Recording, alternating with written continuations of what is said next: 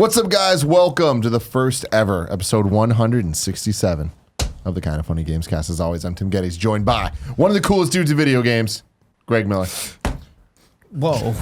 Oh, man. And the scared gentleman to my left, Andy Cortez. Hey, guys. #1 video game journalist. Getting all the scoops out there, guys. You were out there scooping for us. I know everything. What was it like going to your first event for Kind of Funny?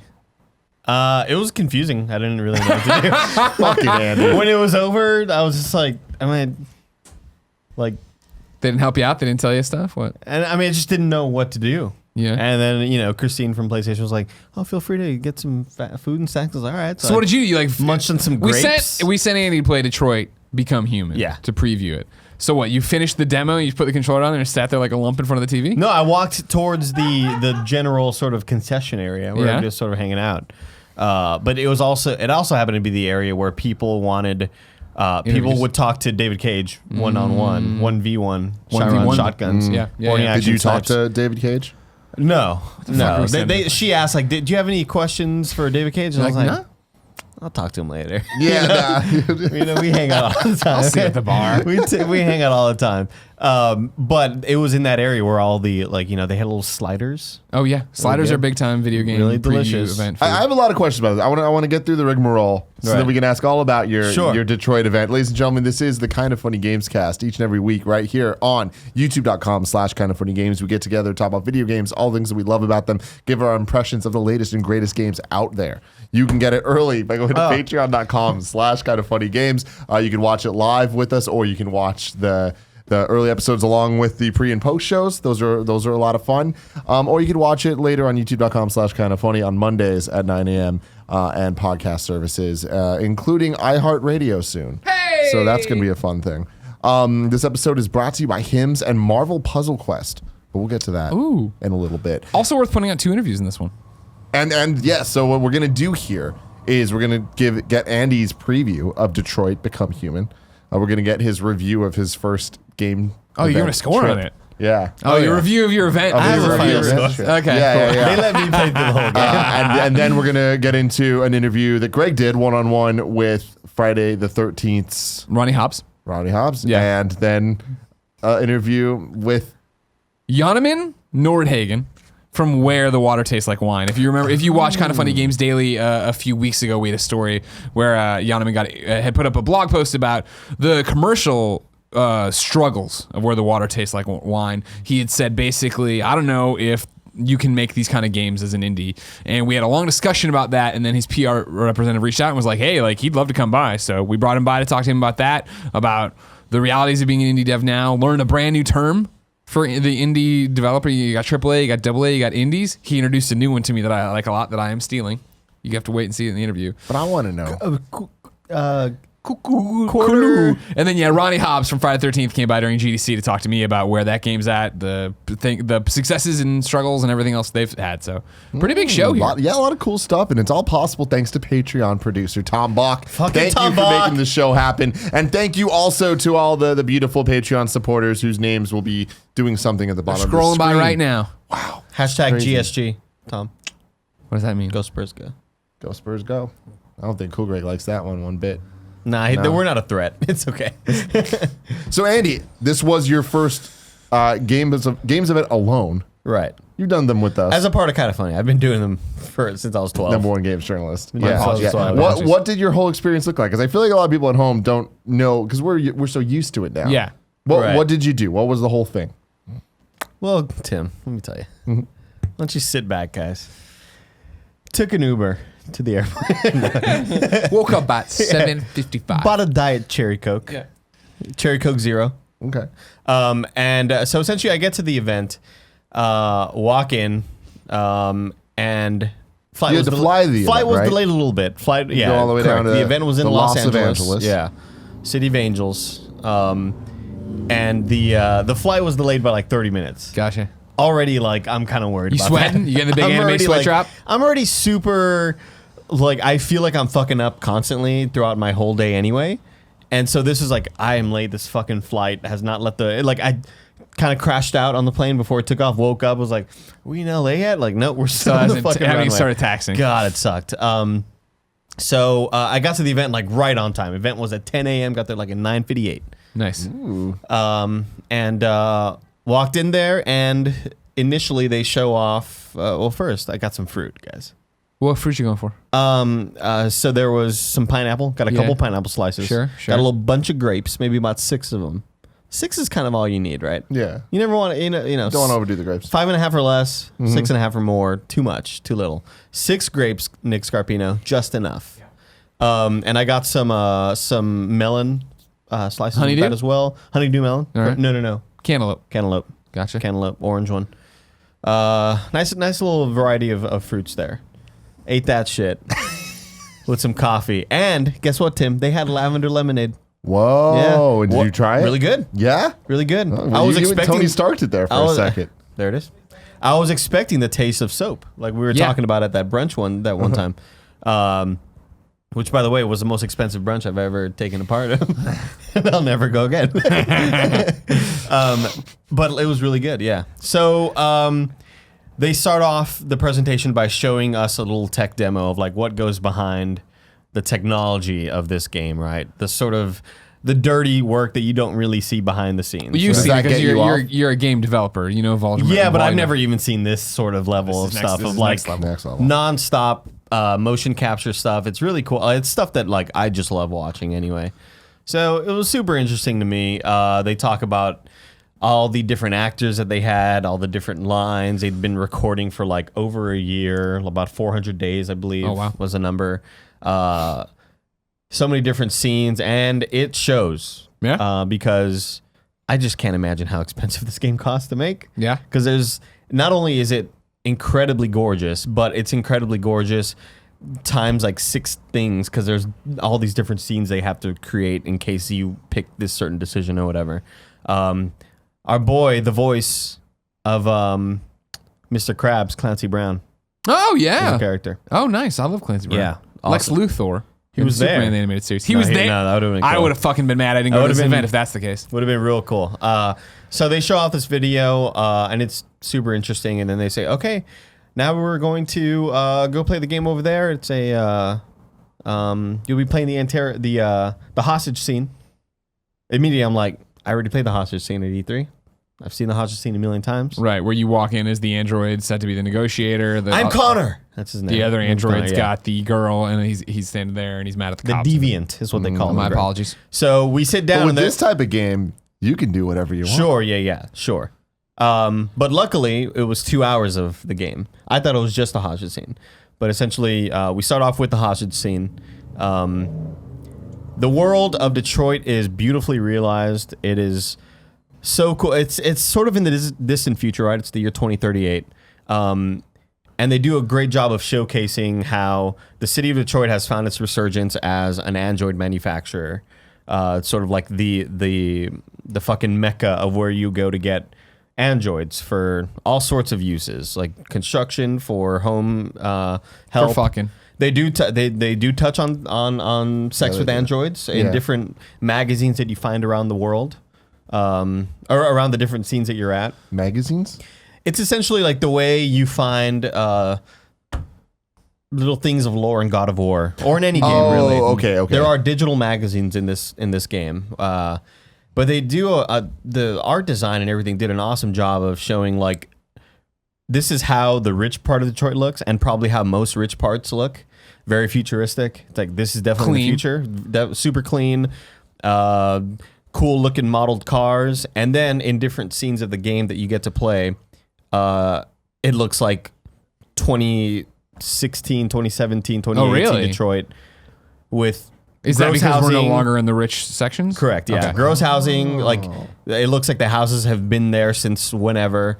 Dilapidated, old cars, you know. That's and then cool. so you'll see like really nice buses, futuristic buses driving by with like a really shitty old little car that, you know, might be from today's model, but they kept worn it out 20 years. Exactly. Yeah. The So the hostage scene is one that's been sort of documented quite a bit, and it's really cool. And you play Connor, who, in the future, a lot of people don't like these androids because they've taken a lot of jobs from people. Sure. They show several scenes where like a homeless man is on the side of the road with a sign that says "Androids took my jobs. Please don't give me money," or beggars and stuff like that. And so androids are taking jobs from a lot of people. Sure. So they are very disliked in the world. And the hostage scene starts off. I mean, you guys have seen it. The Connor walks into the room, who is an android, and essentially a woman's daughter has been kidnapped by her helper android. Not kidnapped, but he's holding being her held hostage. Yeah, being held hostage. And you walk in, and the woman sees you, and she sees you're an android, and she's like, "You sent a fucking android? You sent an android? I wanted a real person." She's pissed off that the police sent an android to do these hostage negotiation. So she's already pissed off, right? But I'm gonna love this game, and I was talking about this to you guys earlier. Like, I loved Heavy Rain. Yeah, I'm absolutely gonna love this game. Did you like Beyond? I didn't really play Beyond. I know what people think about it, so I just never really wanted to give it a shot. But I know, and that's not like mechanics or anything. It's just like the game story apparently wasn't very good or whatever. Game told a lot of time. That was stupid, bad choices. Didn't like the character. He listened to me. Don't worry. All right, Tim, don't you worry about it. This game is going to be fucking awesome if you loved Heavy Rain. Yeah, I already know that I love this game, and when the demo 2 hours ended, I wanted to keep fucking playing. Like, Rad. I sat there like waiting for the next scenario that they drop you into, and a lady walked over, was like, "Oh, that's the end of the demo." I'm like, "Oh, fuck you!" I wanted to keep going, yeah, because it started getting really good and meaty. Real quick, I want to point out too. I don't know if we have to, but I want to do it. Of course, I think you said it. PlayStation sent us there. Hey, FTC hashtag game provided by PlayStation. Just putting that out there. Absolutely. Fruit provided by PlayStation. And as long as I say positive stuff, I get extra bonuses. You get all the fruit you can eat. Yeah, extra fruit.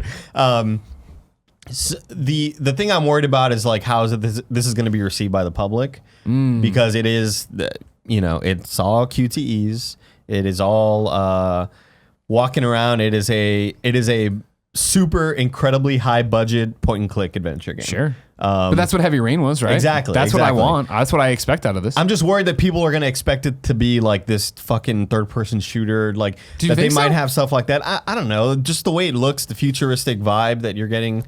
Remember when Nick thought that it was a first-person shooter? Yeah. Because he Googled Detroit and a Call of Duty map came up. Fucking idiot. So funny.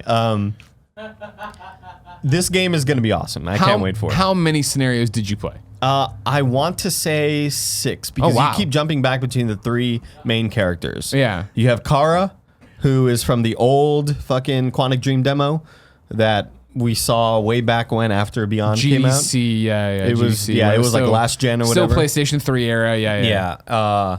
So Kara, you play 3 different androids. Kara, Connor, and fuck, I forgot beautiful Jesse Williams' character. I forgot his name. I'll look into it. Beautiful man, Jesus, gorgeous. He's eyes. the one leading the Android Rebellion or whatever, right? Yes, and again, I just don't really know. I don't want to. Just say what you want to say, but don't say the other thing. What you say? I'm not gonna, How many different scenarios that you played do you feel like choices you were making had a really definitive? I'd say not until the end of this demo, not until this 2-hour end of the demo. Marcus, there you go. For the first parts of it, PSP, it is very linear. It is very like you can't really do much to change anything. But they do such a great job of world building. Like you start. Do you think it was the start of the game that you were playing at? Yes. Okay. Yes. Yeah. Because one of the intro scenes, you are in your box, in a store, in a box, essentially, not in a box, but you're through first person lens eyes or whatever, and people are looking at you like, so this one is sir, is actually the blah blah blah model, and you can get it for $7,999 with 48 months no interest. Like they're doing like their sales pitches or whatever. You play in one of the scenes. You play as Kara, the girl android, and that is where you are sent to the lower income area of Detroit, and it's such a stark difference. It's like night and day. I believe people.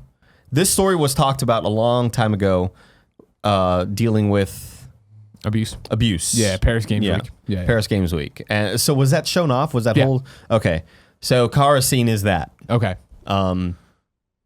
But you do encounter really cool moments as an android where as an android you are stuck to doing your own thing, but when you're told not to do a certain thing and you want to break that rule, there's a sort of a cool visualization of it, of like this fake red wall is in front of you and like you punch the wall and you break, sort of like you're breaking through being commanded. Sure. You're no longer like this slave or whatever. So my question is then, for the car scene that we're talking about, the abuse one, right? From the Paris Games Week demo that we saw and all that jazz. Older man, younger girl. Kara knows something's up and has the ability to interfere if she wants to or not, or all that jazz.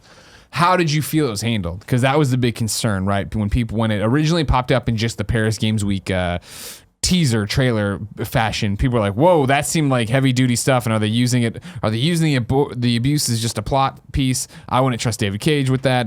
These are like the op-eds. Then I know people played it after the fact at Paris Games Week and were like, okay, you know what? It plays better than, did you come away with that? It absolutely plays better than I guess the vibe it could be represented as. Yeah. Right. And there are some really cool things where if you don't explore enough, you are unable to unlock certain things that give you different results, right? Or different conversation points as well. Because you might talk to a character and you'll see these two conversations are locked off, sort of like Paragon, sort of renegade stuff in Mass Effect, right?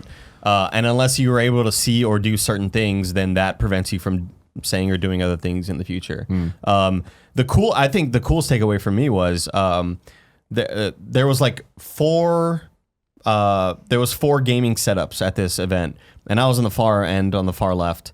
And I happened to look at my right at one point, and I saw that the woman next to me playing was ahead of me in the level. And I thought, fuck, I just spoiled. Like, God damn it, why did I look? Now I know this and that. And my scenario could not have played out more differently than hers. That's and awesome. Seeing all the different scenarios on everybody's screens, because then at that point, after I got there, knowing that mine was so different, then I was more sort of encouraged to look around and see, holy shit, I didn't know you could do that. Wow, you could enter that. I didn't know that. And now there's this whole narrative based around this thing. Holy shit. Like, it is so impressive. Every time you finish the level, you see the tree of all the decisions you didn't make. It doesn't show you what the decisions were that you decided not to make, but it shows you, oh, if you would have picked this, it would have given you 4 more options, and that leads into 3 more options. And it's so impressive. It's like, I just can't imagine how the thought process that goes into writing this sort of thing. Yeah, I can't imagine. And just how much it costs, like technically, it's just for stuff that people won't even see, which is always the weirdest it's ridiculous. Part, right? Yeah. My next question then, as a fan of this, and one of the concerns I think people had looking at it, having these 3 protagonists you play as, did you feel? But we're talking about levels, right? Did it feel like there was a hard stop between these levels, or did it feel like it transitioned you into the next one flawless? Like, were you being told the story, or is it too early to tell, or wasn't there? Did you feel like these were just different vignettes I'm getting in people's lives that, like, you're 2 hours, 5 hours from now are going to somehow intersect? You could definitely see where they were about to intersect, at least in my opinion. But they are like maybe. They were like maybe 20 to 30 minute chunks of each character. Okay. And so you're doing this as this character, and it may not have a super like awesome ending, but it's just like it gets to the next story, right? Okay. And then you jump back to that character that you just finished maybe an hour later. Like Sure.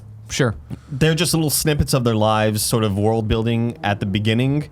And then shit pops off towards the end of the demo, and that's where it's like, oh, I want to keep playing and see how this unfolds and sort of tell this story the way I would want, It's so goddamn cool, man. Yeah. Do you think that when you play through it, you're going to be motivated to play through it again in a different way? I did that with Heavy Rain.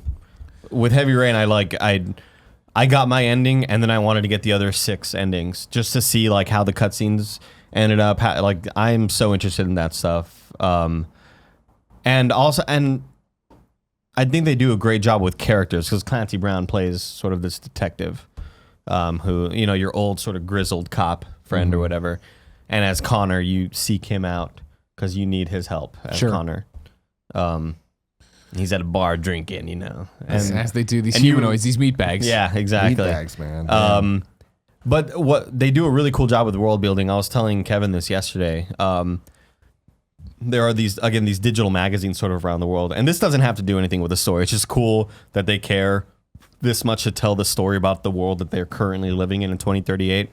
Where one of the magazines was like talking about how this it's similar to Elon Musk's Hyperloop or whatever, where they built this brand new underground travel thing or whatever. Yeah. And it goes from LA to New York, and how that's changing how people work and live, because people are choosing to work in New York and get paid a certain amount and live in LA where it's cheaper, and how that's like fucking with the housing market and stuff like that. They talk about how there's a football player that's trying to be an android, or there's an android that's like a quarterback, and like how that's like cheating and all this stuff. Yeah, that's cool. That's really it's cool. really fucking cool. And then there's another article that I didn't get to, but it was sort of breaching on the subject of like a place where you go have sex with women, like escorts, sort of, but they're robots. Yeah. And like it's like the reviews are in, like Android sex is been, you know, it's like The reviews are in. Android sex better 10 than out of normal 10. sex. yeah, it's just like it's cool the way they sort of are building this world that you may Actually dealing with the problems you start to think about if this all happened. I don't know. It's just really impressive, and I can't wait to play more, man. Yeah, I'm really stoked about it. Okay. When's it coming out? That's May 28th? I thought it was, is it 28th? I thought it was 25th. I don't know, maybe. You know better than me, probably. No, probably not. No, well, okay. Number one games journalist. Has that. Number Games one just games come and journey. go. You know, he just plays them ahead of release, so he doesn't. It doesn't matter much. exactly, to him. exactly. Doesn't matter to him. Hold Death on. Stranding 3, really good. By the way. Oh wow, it's looking Death Stranding promising. 3 is coming along Looking already. Wow, promising, that's all I guys. see here. Hold on, I got the information for you here. May 25th. I was right. 25th. Friday, May 25th. 25th. Starting on. This was in the embargo sheet, so I assume it's fun. Starting on Tuesday, April 24th, you can download the hostage scene and play yourself as a demo or whatever you want to call it. That's cool. That's a good idea. Yeah. Demo is featuring the hostage scene becomes available on the PS Store starting Tuesday, May 24th. Yeah, Or April 24th. There are different story threads I want to talk about, but I want people. I'm to glad you're not for ruining sure. it. But here, Mike, does it feel like, even though they're coming together at the end, it's telling you a cohesive story, right? And Yes. do the three androids, do their motivations and places in the whole story so far feel different enough?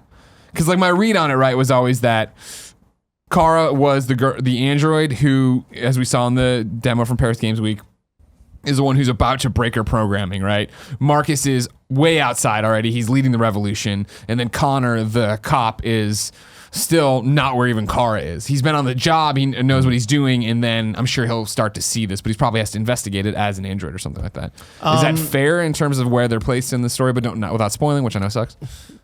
Chronologically, like stuff has been shown completely out of order. Okay. So like, as I played it, I was like, oh, okay. I didn't know that. I just assumed based on all the previews we've seen that this and this was a thing. You know. Okay. I don't want to say. I shit know. about I'm glad you are, but you liked it a well. lot. You came away all right with it. Yeah, acting is the acting good? Are we getting into the origami killer crap? No. Acting's great. My problem with it is like it does seem at some points to be like where some of the scenes seem a little too over dramatic. Where like they obviously you have to create drama and you have to create tension and whatever. But there are some scenes where just like a little cheesy for me. Okay. Was there any scenes that you played through that you're like, oh, I kind of got the dud version of this storyline? Oh, interesting. Yes. Yeah. I mean, not dud, but like the bad part of the storyline. Oh, so you weren't Not bored? No, but it was not just, that I okay, didn't okay. enjoy it, but You like just fucked it up. I fucked it up. And I was like, God damn, yeah, I was really bummed out about That's it. good. Yeah. That's the point of those games. I was I'm excited, super man. I bummed can't out. wait. Yeah, I'm happy you liked it because this one was like a little iffy. Where like it was one of my games of the show at E3, I think the last 2 years. Yeah. And it's like it looks really cool, but like there was always that worry of like this could get fucked up at any moment. I think it's like it's going to be a super cool game to play with a significant other or a best friend just sitting down. that's what I'm excited and about. you're- Gia's gonna really like this. Yeah, one. it's really cool because the different outcomes are just so impressive. Again, I think it's like kind of cool in the industry to be the person who like down talks like walking simulators or like oh, like why not just make a movie if you're going to go to that length of like motion capture? Like, I don't know. There's like, I like your choice. There's just like edgy, like sort of like vibe that some people talk shit. People like to talk shit about like Heavy Rain or David Cage like games, you know? Yeah. Even just walking simulators because like, oh, there's no skill involved. Just make a movie or whatever. I don't know. This is clearly crafting a story that could change moment to moment, and like that's a movie can't do that. So fuck off. You know. Are you gonna play the whole thing, Tim? Oh yeah. I mean, if it's good, Yeah. this is definitely on my list. Okay. It looks great. At E3 last year, I saw behind closed doors demo. I didn't get to play, but just watching the people. I got to play outside, but that was the same thing we've done. The hostage thing we've done many times. Yeah. But I got to see the scene of him starting the revolution. Like being outside, I think you saw as well. Saw that at E3, yeah. And they showed us. I remember we were talking about like totally different versions of how that can go. I'm like, this is great. So cool. Again, it starts off super slow, and but a pacing choice, right? I think it's just more of a world building choice, Sure, like just to show This is what a normal Android life is like. show right the now. mechanics, show how the world is, to get you to concentrate. I think more on the sets and what's going around you, like walking from point A to point B, and there are Android protesters in the street, and they throw shit at you, and they get pissed off at you, and then You have the option that pops up is like ignore or use your laser eyes on them. a cop essentially intervenes, and the guy's like, "This motherfucker's gonna be taking your job in a few years." Telling the cop, you know, and he's like, "All right, leave him go. I'll have to fine you if you damage it." You know, like, it's more about setting the stage and giving you. That's cool. Yeah, like letting you know what this world is about before really getting into story stuff. I really like the magazine stuff, and like even just in 2 hours of you playing, like Super how cool. much random cool shit of the world that you even know. Like that sounds really dope. It's really interesting, and I don't remember shit. Yeah. Right? like the Android thing, I feel has been done a lot, and like this kind of like what's real and what, like do they have rights and all this. Like we've seen those stories, but I feel like I like that this is attacking it from all angles, and they're really getting into it is the near distant future, and like less than Blade Runner, you know? Right. And then when we look at things like Walking Dead and zombies, it's like zombies have been done so many times, but like I like Walking Dead because I feel like it, especially in the earlier days and like comic wise, it explored a lot of the things. It's like, okay, we've seen a lot of this before, but it's all in one thing, and it's not just a zombie movie that's over. You know, where it's like 28 days later, awesome. You get a sequel in a couple of years, cool. Walking Dead could be like, we're living in this world, and it's gonna just keep going on. And I feel like Detroit, as a big open video game, there's a lot of opportunities for it to tackle Android issues from a bunch of different perspectives, especially in a story-based game where things can go differently. I like that it's different to me because most Android-based games are, you know, the AI goes crazy and blah, but this one is like androids are hated by a lot of people in society, and like people who can't afford them hate them, and people without jobs hate them even more. And because I don't think we've really seen the robots are taking our livelihoods from us. Like it's normally been like the AI just goes bad and it's tired, you know, like Ultron shit. Yeah, we normally just see that sort of thing. Well, yeah, But it sounds like there's two distinct threads here, right? Of our side of it, or the human side of it, of like robots are taking our jobs, but then rich people really like them as servants. Yeah. But then the Android side now of we're smart enough that we feel like we're humans and we deserve rights. I assume like that, and I doubt I don't know, but I doubt it's going to be laser eyes, and we're like, you know, the uprising is us overthrowing and trying to eradicate. Even though I'm sure there'll be some that say they're. That's the one thing Andy's not saying. Is like there was a real crazy turn 30 minutes in. They just all fucking shoot into the sky and fly up. They lift Sokovia. Yeah. Yeah. Any other closing thoughts on Detroit? How was the trophy list? You get in there? You getting some trophies? Popped a lot of trophies. Did you really? That's I did my pop a lot of man. trophies. That's what I like to see, man. Yeah, you do at the end of every like little scenario, not only do you see obviously what you did, but I think you pop a trophy like after every scenario. Probably. I felt like that happened a lot in Heavy Rain, right? Yeah. Where it was like you got one or the other. And maybe there's multiple outcomes, but that's how it worked. It's so cool, man. I'm excited, man. I can't wait. I hope it's received as well as I want it to be. Yeah. I hope it holds together, right? Like 2 hours is great, but I hope the whole story and narrative and everything, they nail what they're going for. Totally. Do you feel like there's a lot more game there? Like, do you feel like you're just scratching the surface of it? Yeah.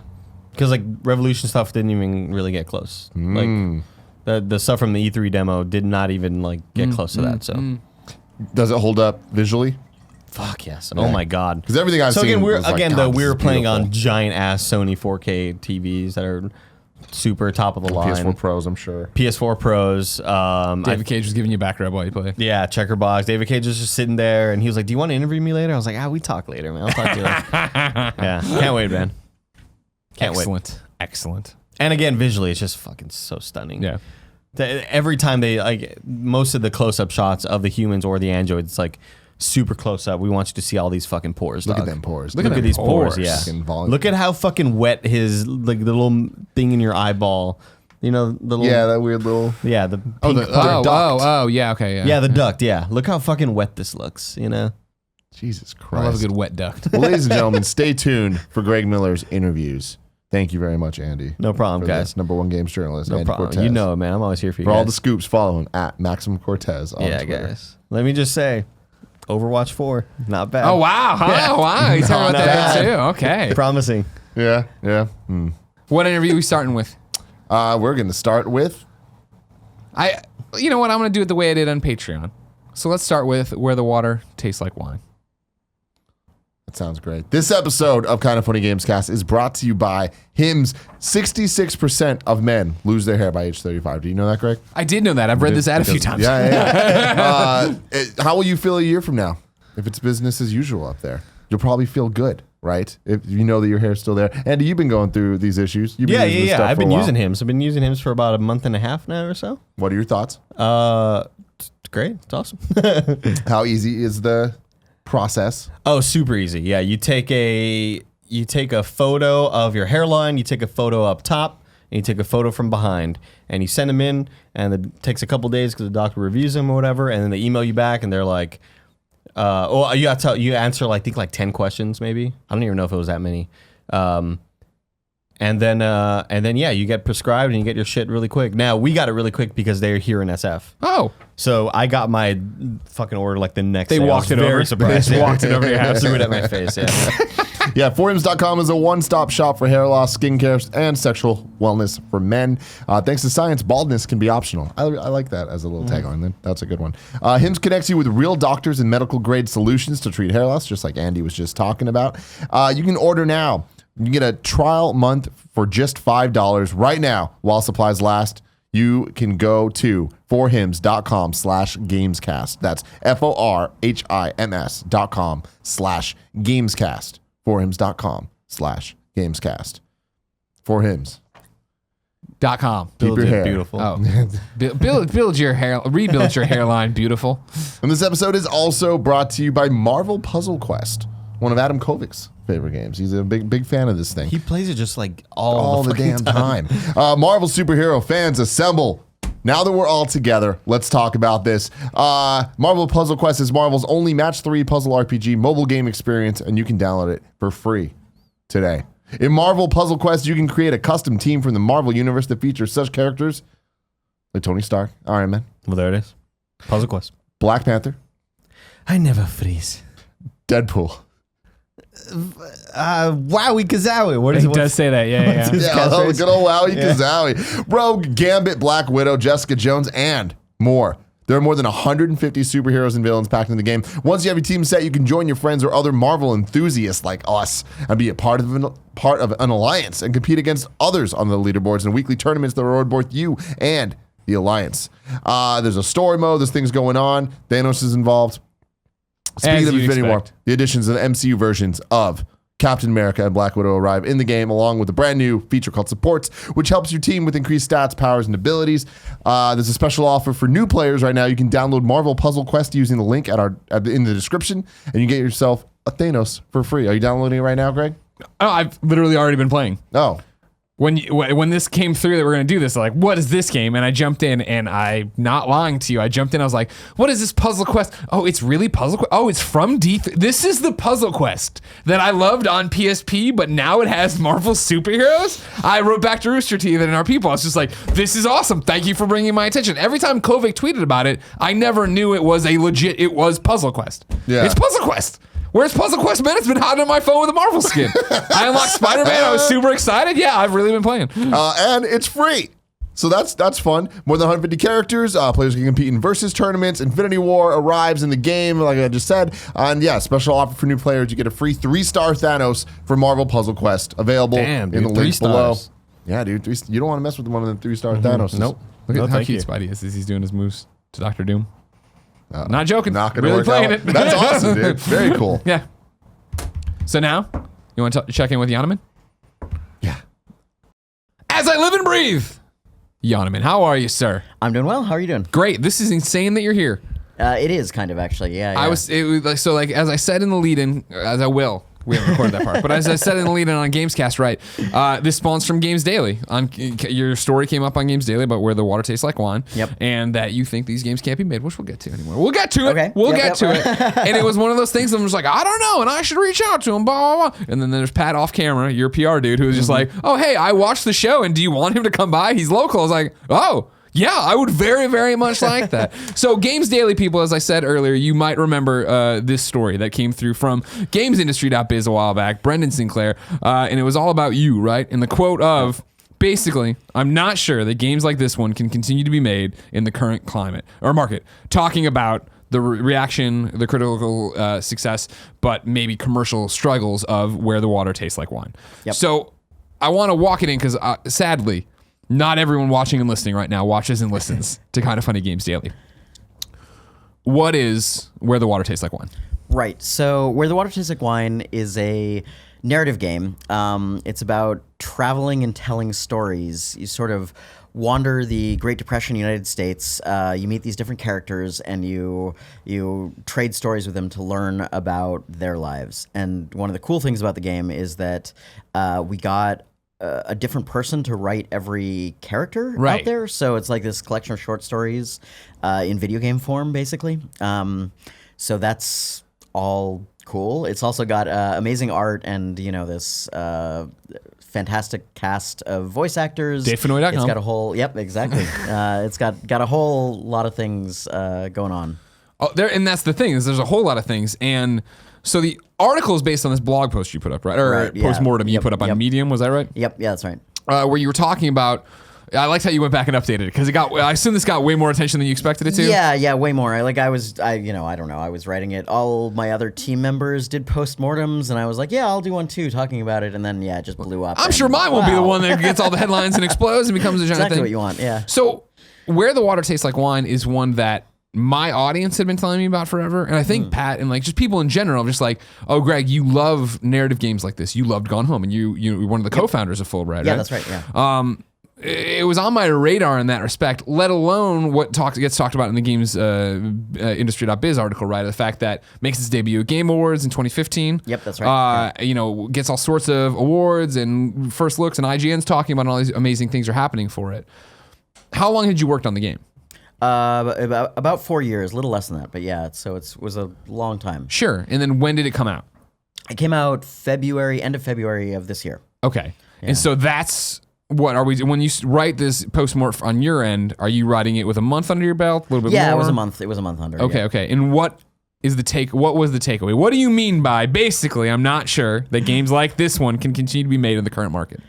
So that's definitely I was probably being a little bit too simplistic there, but on the internet. Oh, I know. Talking right? about the Who knows? entire Yes. video game Yeah, industry. yeah, Oh here we no, go, really? yeah. You see? But basically, I was looking at games, especially single-player, narrative-heavy games, like this one, especially ones that try and maybe push some boundaries and are experimental in some ways. Sure. Because we were trying to do a lot of different things, different news things. We were not only trying to do a narrative game without any combat or traditional, not a lot of traditional mechanics. We also were trying this short story approach. It's a different setting. We had kind of all this innovative stuff, let's say, right? And innovative's cool, but it's hard to wrap your head around right, and get exactly. people stoked for, right? It is a hard thing to sell. I definitely, as far as what shoebox to put this in, when people ask me oh, what genre is this game, the best I can say is, oh, it's a narrative game. If you like stories, if you like reading, if you like things like that, then you're probably gonna love this game. It's all about stories and stuff, but I can't tell you it's an RPG, it's a platformer, any of that sort of stuff. Steam does not have a drop down for categorizing this game, right? That makes it a little tricky. Sure. But yeah, in general, like especially lately, I feel like we've been seeing a lot of games come out like this, and they're not necessarily doing as well as we might expect commercially, you know, and that's going to be tough for people making this kind of game 100%. In the future, right? Like, and I think that, you know, amazing games will continue to be made at all sorts of levels, like especially if you look at the kind of personal games, the stuff that goes up on itch.io, like the thing that's like a person making their vision, telling their personal story. That's going to continue to happen, and that's amazing. Like, I love that that's happening, right? Sure. And we're still going to get the AAA games out there, and we're going to get the even the III sort of things, you know, in the Valley of the Gods, the new one from the Firewatch folks from Campo Santa. You know, that is being made. It's going to be amazing, I'm sure. Yeah. And I hope it'll do well. But that's interesting. I haven't heard anybody say III yet. So that's like AAA indie. Is that what you're calling AAA indie? I like that a lot. I'm going to start stealing that. Step up. Okay, yeah, go for it. But I guess what I'm worried about is trying to make this kind of game on a commercial level, right? Because like Where the Water Tastes Like Wine, I could have made this on a lot simpler of a way, like for less money and, you know, everything like that. We wouldn't, however, have like the voice cast that we've got. You know, we didn't mention this previously, but like Sting is in the video game, right? And like even Dave Fennoy, you know, can't happen at no budget. Oh, right? sure, yeah. You know, things like that can't really go on.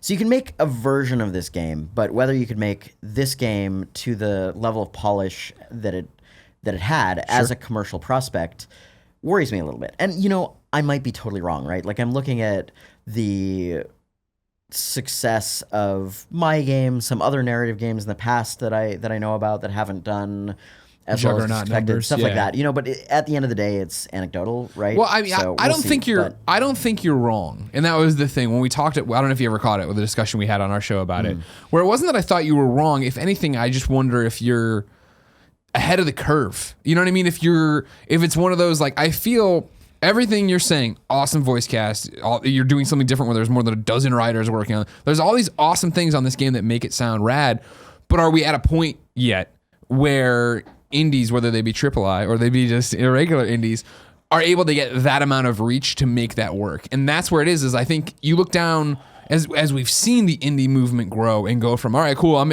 making an indie game means you're making an 8-bit platformer, right, to now you can make whatever it is. It's going to look like whatever it is. That's only going to continue to go, where 5 years from now, 10 years from now, no one's even going to think about indie that way. It's going to be like how quaint it is when I think back to 2007 or 2008. We'd be like, oh, it's good for a downloadable game. You know what I mean? Of like, oh, it's on a different rubric because it's not a full-fledged game. I feel like once these walls break down and people understand where they can go to find games and that there are these awesome things and that even the avenues break down, because you're PC only, right? PC Mac. Linux. But not to like the consoles. Like, I'm a console plebe, right? So like that's the reason I haven't played the game is the fact that oh yeah, cool. I don't want to drag my PC around and do all this different stuff like that. I feel like as that stuff fades away, it's maybe there is a market for it, but right now you're too early to it. That could be the case. I mean, on the other hand, though, like Gone Home, you know, which is similarly narratively experimental. You know, at the time that it was made, there was almost nothing else like it. You know, it was really cutting edge. It was, in a lot of ways, lower fidelity than, you know, this game. Absolutely, right? Like when we made that, it was on a shoestring budget. We had, you know, like 2 voice actors and, you know, some licensed music, and that was it. We spent almost nothing on that game, and it did really well. And I think, you know, part of that is the reach that you're talking about, right? Sure. Back in the day when that came out, it was there were fewer games coming out is part of it, right? And I don't want to blame it all on that, but there's also I think the way and the places that we talk about games have changed since then. So back then, you know, it had a similar path. Like, we had a lot of early attention. A lot of people were excited about it. A lot of press coverage, award nominations, all that good stuff. And when it came out, that translated into financial success, right? Sure. However, these days, one of the things I talked about in the postmortem is that like I feel like this game got enough attention. It got coverage from all the major sites. It got all the places that you would love to get coverage in. Including places like the Washington Post. We got mainstream media coverage. Which is rare for an indie game, incredibly rare. And that didn't translate into what I would expect commercial success wise. And like I want to be real careful here because I'm not claiming that this game is entitled to a certain number of sales or anything like that, right? Like that's silly. Like if it's not a game that people connect with or whatever, like they shouldn't buy it. And that's fine. But given the amount of again, attention and the spotlight that's on the game and the amount of conversation around it going in, no one expected the outcome that we saw, I guess. So from your experience as somebody who, Fulbright, Gone Home, you're there, you right. see all this stuff happen. You see it start to happen in a similar vein with Where the Water Tastes Like Wine in terms of coverage, people talking about it, blah. Are you sitting there getting ready to launch the game going like, man, it's going to be Gone Home again, or it has the chance to be Gone Home again? No, not at all. I mean, I think that actually a few years ago, like maybe 2016 or so, when the Indiepocalypse articles started coming out and all that stuff started happening, like I began to realize that, okay, well, this is not at all like there isn't a lot of financial security. No matter how good of a game you make, you can't rely on it doing well commercially. And honestly, that's the attitude I had going into the launch here. I wasn't really, I was definitely surprised by the actual numbers, but I was definitely prepared for, the commercial realities of the industry in 2018, let's say, sort of thing. So, but I think that it's a story not just of now, but of the past couple years about what has been changing in the indie market and how difficult it is as an indie to make it. And I think that part of it isn't just the idea that, your game may or may not do well. And as you were talking about, like new avenues open up and people learn about this stuff and things like that. It's being able to survive and also being able to bet the amount of money that it takes to get to that point even, right? Like if you had come to me, coming off of Gone Home, funding a game like this seemed like a really good bet, right? It was like a single player narrative game, experimental, looking at how Gone Home did and looking at this, I was like, yes, let's do it. But if you'd come to me in 2016 and said, hey, will you give me $100,000 to make an indie narrative single player game that I'm going to sell on Steam, I would be like, I'm not investing in that project, no way, right? Like that's never,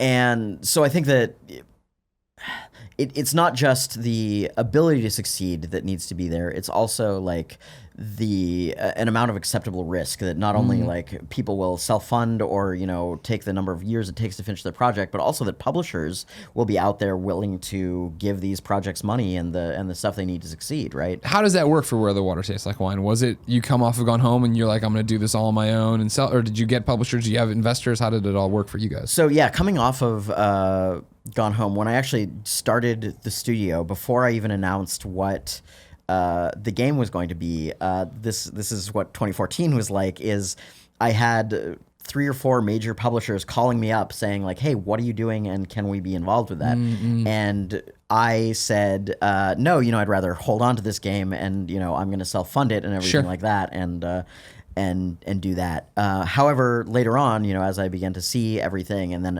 as my own budget for supporting the game began to run down, I realized that, the game would benefit from a lot of things like voice acting and, just basically finishing funds, let's say. Of course.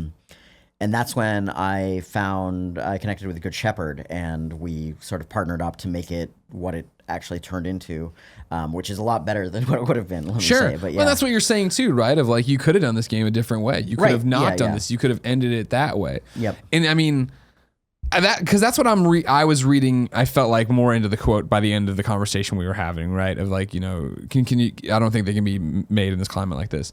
Was the fact that do you think it was that at some point not that you overextend, but the game scope overextends beyond what would be profitable or something to that effect, right? Where if Good Shepherd hadn't come along, or even if just you were like, I don't want to do the voice acting, I don't want to do the polish, I want to put out this indie game, would the expectation for that kind of game been met by the success it saw, rather than when you go in, you get Sting and Dave Fennoy, the two biggest names in voice acting, and you have them on this project, suddenly the budget skews or expectations skew.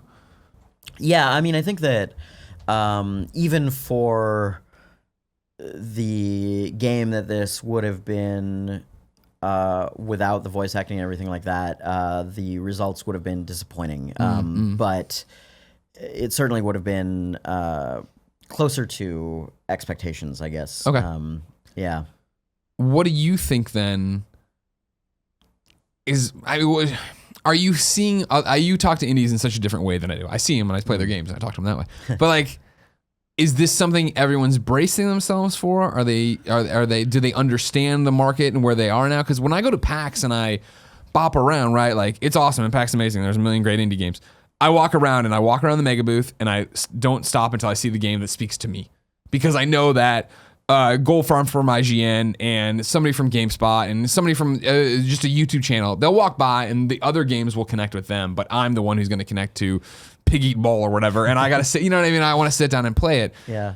I feel like that's awesome, but I also feel it's a shift from how it used to be, where when I was, PAX East 2008, 9, whatever the first one was when I went with IGN, you go there and it was, let's play everything, and you play everything and you come back and you report on everything, because that was doable. And it's similar to how in 2007 I felt like you could play every game period or big game that came out, every game of consequence that came out, I could play at IGN and have something to say in a podcast about it. But nowadays, of course not. There's 30 games a day coming out on all these different platforms, and lots of them are awesome.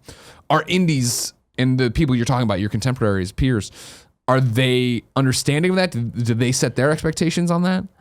I hope so. I mean, that's part of the reason that I wrote the postmortem like I did. Like, it wasn't meant to be, I don't know, a screed or, a rant or everything's horrible, cry for help or anything like that. It was more meant to be like, hey, just so you know, even if everything goes well for you, it might not work out, right? Because I think that it's easy as an indie to look at the way things are in the market and find reasons why it won't happen to you, right? Yeah. Like, you can look at games that come out and you can be like, oh, well, that's fine, but we've won awards. Oh, that's fine, but we're going to get covered by the press. We've gotten all this attention already, things like that. Oh, that's fine, but we're making a different kind of game, that sort of stuff. And you can look at the games that come out and don't do well and sort of like rationalize to yourself why yours will be different.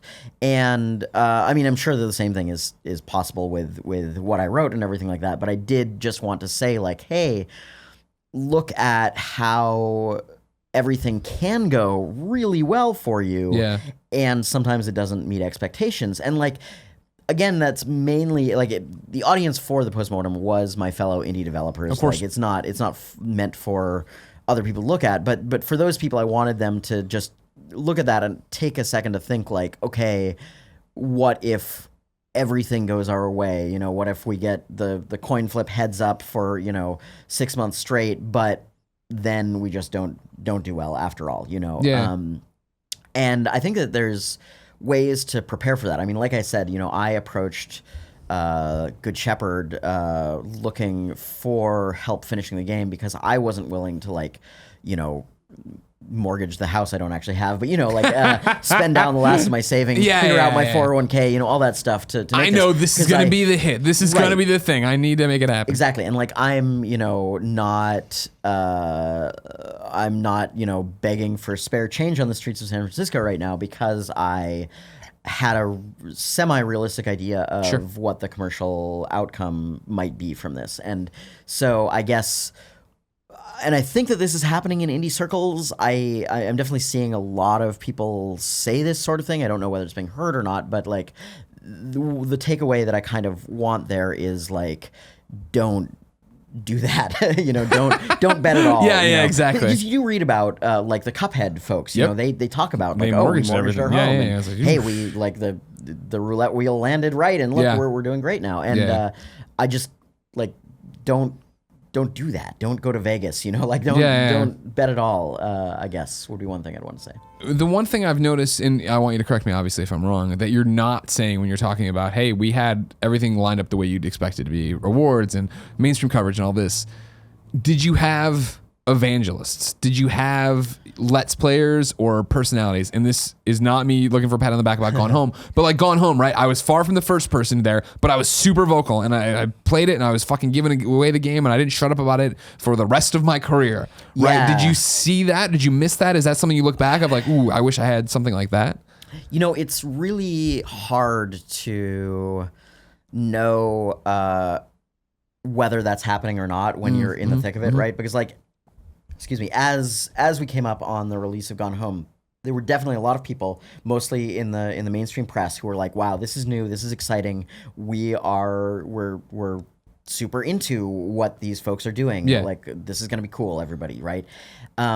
Nowadays, though, like, we still had that on Where the Water Tastes Like Wine. There were a lot of people who were like, "This is gonna be something special. This is something we've never seen before. This is, it's so important." Like, we had a lot of people write articles about how it's like their game of the show at this place, how it's gonna, this important game that's gonna change whatever. I had college professors emailing me saying, "Can I teach your game in my literature awesome. class?" Like stuff like that. Like, it's really, really great, right? Yeah. And so it's very hard to figure out, though, whether that is making a difference on the wider scope of things, right? Sure. And you only really get to hear about how things are going with streamers and with YouTubers and, like the kind of more, I don't know, of this era evangelists and things. Personalities, whatever. When you're, like when you're very close to release, because you only give out those keys like a week or so before release. So it's really hard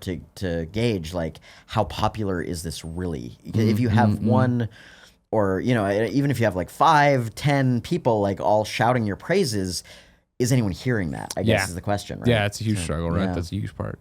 Question I have for you based on, like we said, this whole, postmortem kind of blew up in a way you didn't expect. Have you seen an uptick in sales based on that? Not there has been a little bit, definitely, but not like a huge amount, not an appreciable. You're not like it's all turned around. Yeah, exactly. It's not like, oh, it's launch day again. Postmortem, or right? Like Postmortem on the postmortem. Right. Right. A postmortem if things don't go well. And that's what happened. Yeah. But one thing that I have, I've gotten a lot of advice from people, both unsolicited. Yeah, I was going to advice say, from right? randos On the internet, now that they're involved, they're going to tell you how to market the game, exactly. and I'm part of the problem, I guess. And people, and from people who know a bit better, fellow developers and things like that. And one thing that gives me a little bit of heart is that a lot of people have said, it used to be all about launch day on video games, right? It used to be all about launch day, launch month, and if that didn't perform well, then too bad. That was your one chance, and you're done. Yeah. Right. But these days, it seems like things are a little bit smoother. Maybe like you don't get as much of a launch as you used to, but you can still get attention down the road. Like that's not your one shot. Well, I feel like that was even the story with Gone Home, where it was that I had totally missed coverage leading up to it, and it wasn't until the reviews started popping that I was like, oh, this game seems like it's reviewing well. I don't really know what it was. And I think it was Justin McElroy who was just like, hey, if you're reading this, play Gone Home and don't read anything about it. I was like, oh, fuck, I got to play it. And I did, and then, on and on and on, and then there's Steam sales, and then it gets ported over to different things, and there's different platforms involved. Yeah, but still, if you look at Gone Home, I don't know, I haven't looked at the numbers in a long time, but I know that, like, our launch was definitely still the biggest thing, and that, like, that was the spike. And if a lot of people at that time were posting, like, you can't post numbers from Steam, but you can post, like, your graph or whatever, and what it looks like is this gigantic spike at the beginning, and then, like, sure. A tapers little, off into the line. Yeah. And I think that that's still largely true, but luckily, again, we're seeing a little bit of maybe that evening out, and that games have a longer life now. Sure. I don't know exactly why that is, but it's a good thing, honestly, for games like this and for other games. The only problem is that like if you release a game like this, you still have to be prepared to survive for a while as a studio or as a game developer without necessarily that launch day payoff, right? Yeah. So like if you work for 4 years on something, that's a long time to go without getting paid for it already, right? Yeah. And then if you have to like wait another 6 months, year, or whatever for like it to turn payoff. around, then it's like this is getting scary. Like going 6 years without a paycheck is not. I can't go 2 weeks. Right, I get exactly. terrified. Like, yeah. So that's part of it too. Is that I don't think that there's no way in which these games can ever be successful. But like when you limit this kind of game to the people who can afford to go for 4 or 5 years without getting paid, that's a very small group of game makers that you've got there, right? Yeah. Like how do you get that? That speaks to your quote, right? I think that definitely speaks to your quote in terms of like somebody who wants to make this caliber of game, somebody who wants to put this kind of thing in and make a more AAA game. I'm taking it, dude. Like you need that kind of buffer. You need that because that is the financial reality of everything that's happening. Yeah, exactly. Right. So then, and I'm not trying to pin you down, I swear. No. Is there talk with this of then other platforms, right? Like everything that goes to this Nintendo Switch apparently turns into the golden egg and just explodes, exactly. right? There you go. Yeah. I mean, I think that's a little bit.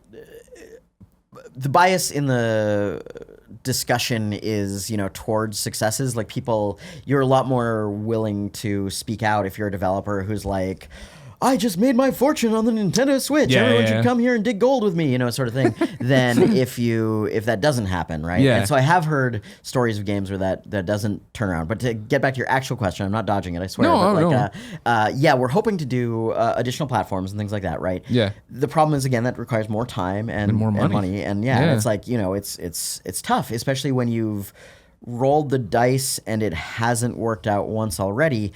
It's even tougher to double down on that and say, it's doing it. But I can only imagine being in your shoes and going to publisher X, or in your case, Good Shepherd, and be like, hey guys, all right, I know it's going to do what we thought it would, but trust me, on Switch, on PlayStation, on Xbox. Just step up and put up the money one more time. Exactly. So, but we are, we do have plans for the future of the game. Like platforms are part of it. We're doing, I updated the postmortem with this. I don't know if you saw it, but we're doing a new content release in May where we're going to bring out more of the stories for the game. It's adding some additional writers. Like we're doing some really cool stuff going forward. So like, it's absolutely not the end of the road, right? Yeah. And I never meant the post to say, like, one of the things that's really made me sad about writing that postmortem is that certain outlets picked it up and their headlines were, this game is a failure, right? And that is the farthest thing from what I feel, right? And so there is no sense in which we believe that to be true, or that we are like, walking away from the explosion, without looking back, sort of thing. It's why much more did we of a do like, this? This is the reality now, and how do we support the game in the current reality in a way that makes sense, right? And again, the postmortem is out there to let people know, like, hey, this is scary. Like, not just for you, if you're an indie developer, you should think about these things, but also let's think about what the industry might look like if games like this weren't able to be made anymore. Like, sure. If you could only make a certain narrow genre of game, or if you could make experimental games, but they had to be low-budget experimental games. Like, what is that? I don't like that reality. I don't know if anyone else does either. No, and I don't know what to do about it. Well, either, hats off to you for it, because this is what I've been talking about.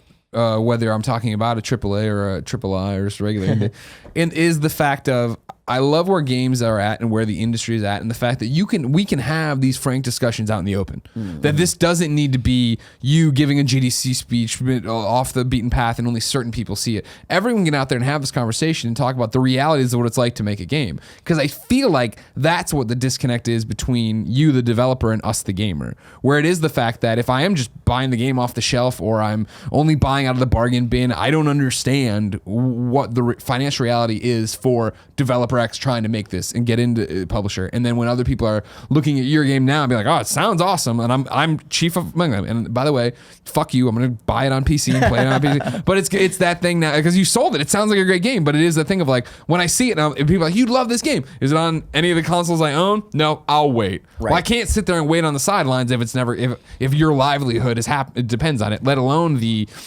viability for a publisher to say, yes, we will put it out to everyone else.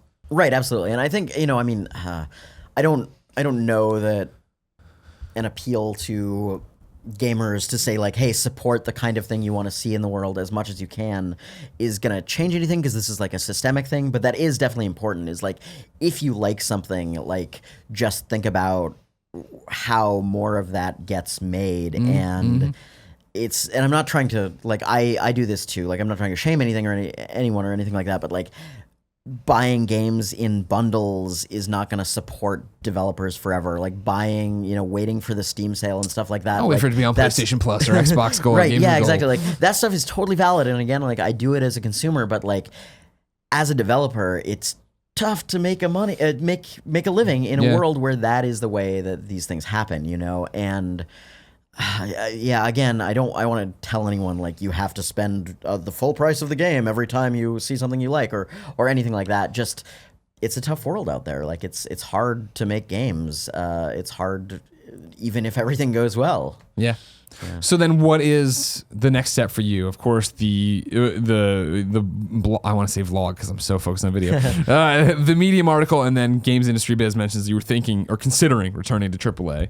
Is that still the case? Oh, really? They said that? Wow, that's what it weird. says here. The experience had Nordhagen considering returning to AAA. He previously worked at 2K Marin and BioShock 2.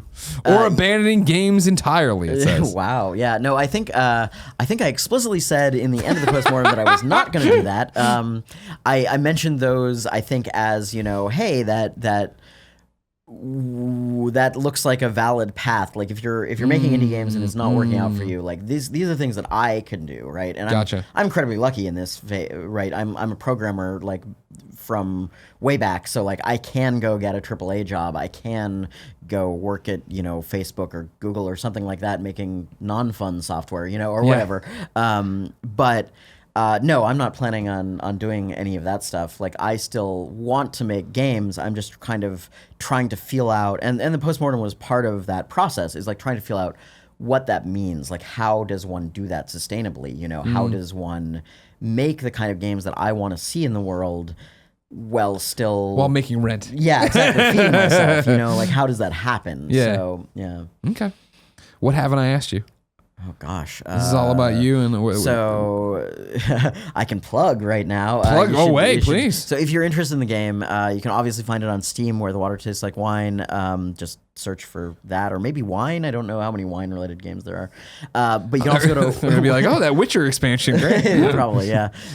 You can go to wherethewatertasteslikewine.com to find out more about it too, if you're curious. There's a lot out there. Okay, great. Dude, thank you so much for coming by, number one. My pleasure. But even more importantly, thank you for writing the thing, and thank you for pulling the curtain back and actually explaining, because I think it is a thing. Yeah, you're right. We hear about Shovel Knight, and we hear about Cuphead, and we hear about these guys who nail it, but what is it like to put out a game that you believe in and you love and you tried hard on and you got all these amazing pieces together, but it just doesn't work? And I know I, being chief among them, hate writing the post like, hey, we did this thing. Guess what? It got 5,000 views. Nobody cares. You know what I mean? Yeah, but like, exactly. here's what we learned, and it's an awesome learning experience, and I'm so happy to see that. I'm glad conversations like this are coming out of it, at least. So that's great. Thank you again so much for having me on here. No problem, man. Take care. Take care. Back to your regularly scheduled Kind of Funny programming. So that's it. See what happens. We do something on Kind of Funny Games Daily. It becomes Kind of Funny Gamescast content. I like that. A long time ago, you said you didn't want that show, Games Daily, to happen. You were terrified of it coming in and usurping you. But I told you we could work it together, and we made it happen. We can work through this. We can make it happen. Now, would you like to take a trip back, please, to 2017? Yes. When a game called Friday the 13th rocked everybody's world. You know what, Andy? It's not your time anymore. It's not about Detroit. Right, just be quiet, all right? Sure. I know I didn't talk about this a lot in 2017. I like a game called Friday the 13th. Played a lot of it. It had its problems, though, of course. A little team making a big game. All hell broke loose. Where are they now? I thought I'd bring in Ronnie Hobbs during GDC and talk to him. Not only that, I want to give a big shout out to the Friday the 13th game subreddit where I went and I troll all the time. I troll, I guess. What is it? I lurk. I'm a lurker. I don't comment or post, but I'm always watching. Trolling, very different I things. know. I stopped. I screwed up. You see that new Reddit? I don't know how I feel about it. I have not seen new Reddit. What's new with Reddit? If you go on Reddit, there's like a big option that pops up, like a pop-up ad. It's like, hey, do you want to use the new Reddit? Oh, okay. And they're like, if you don't like it, you can still use old Reddit. Don't worry, but here's a new option. Well, shout out to the Friday the 13th subreddit because I went over there and asked, hey, I was like, hey, I got Ronnie coming in. You guys, you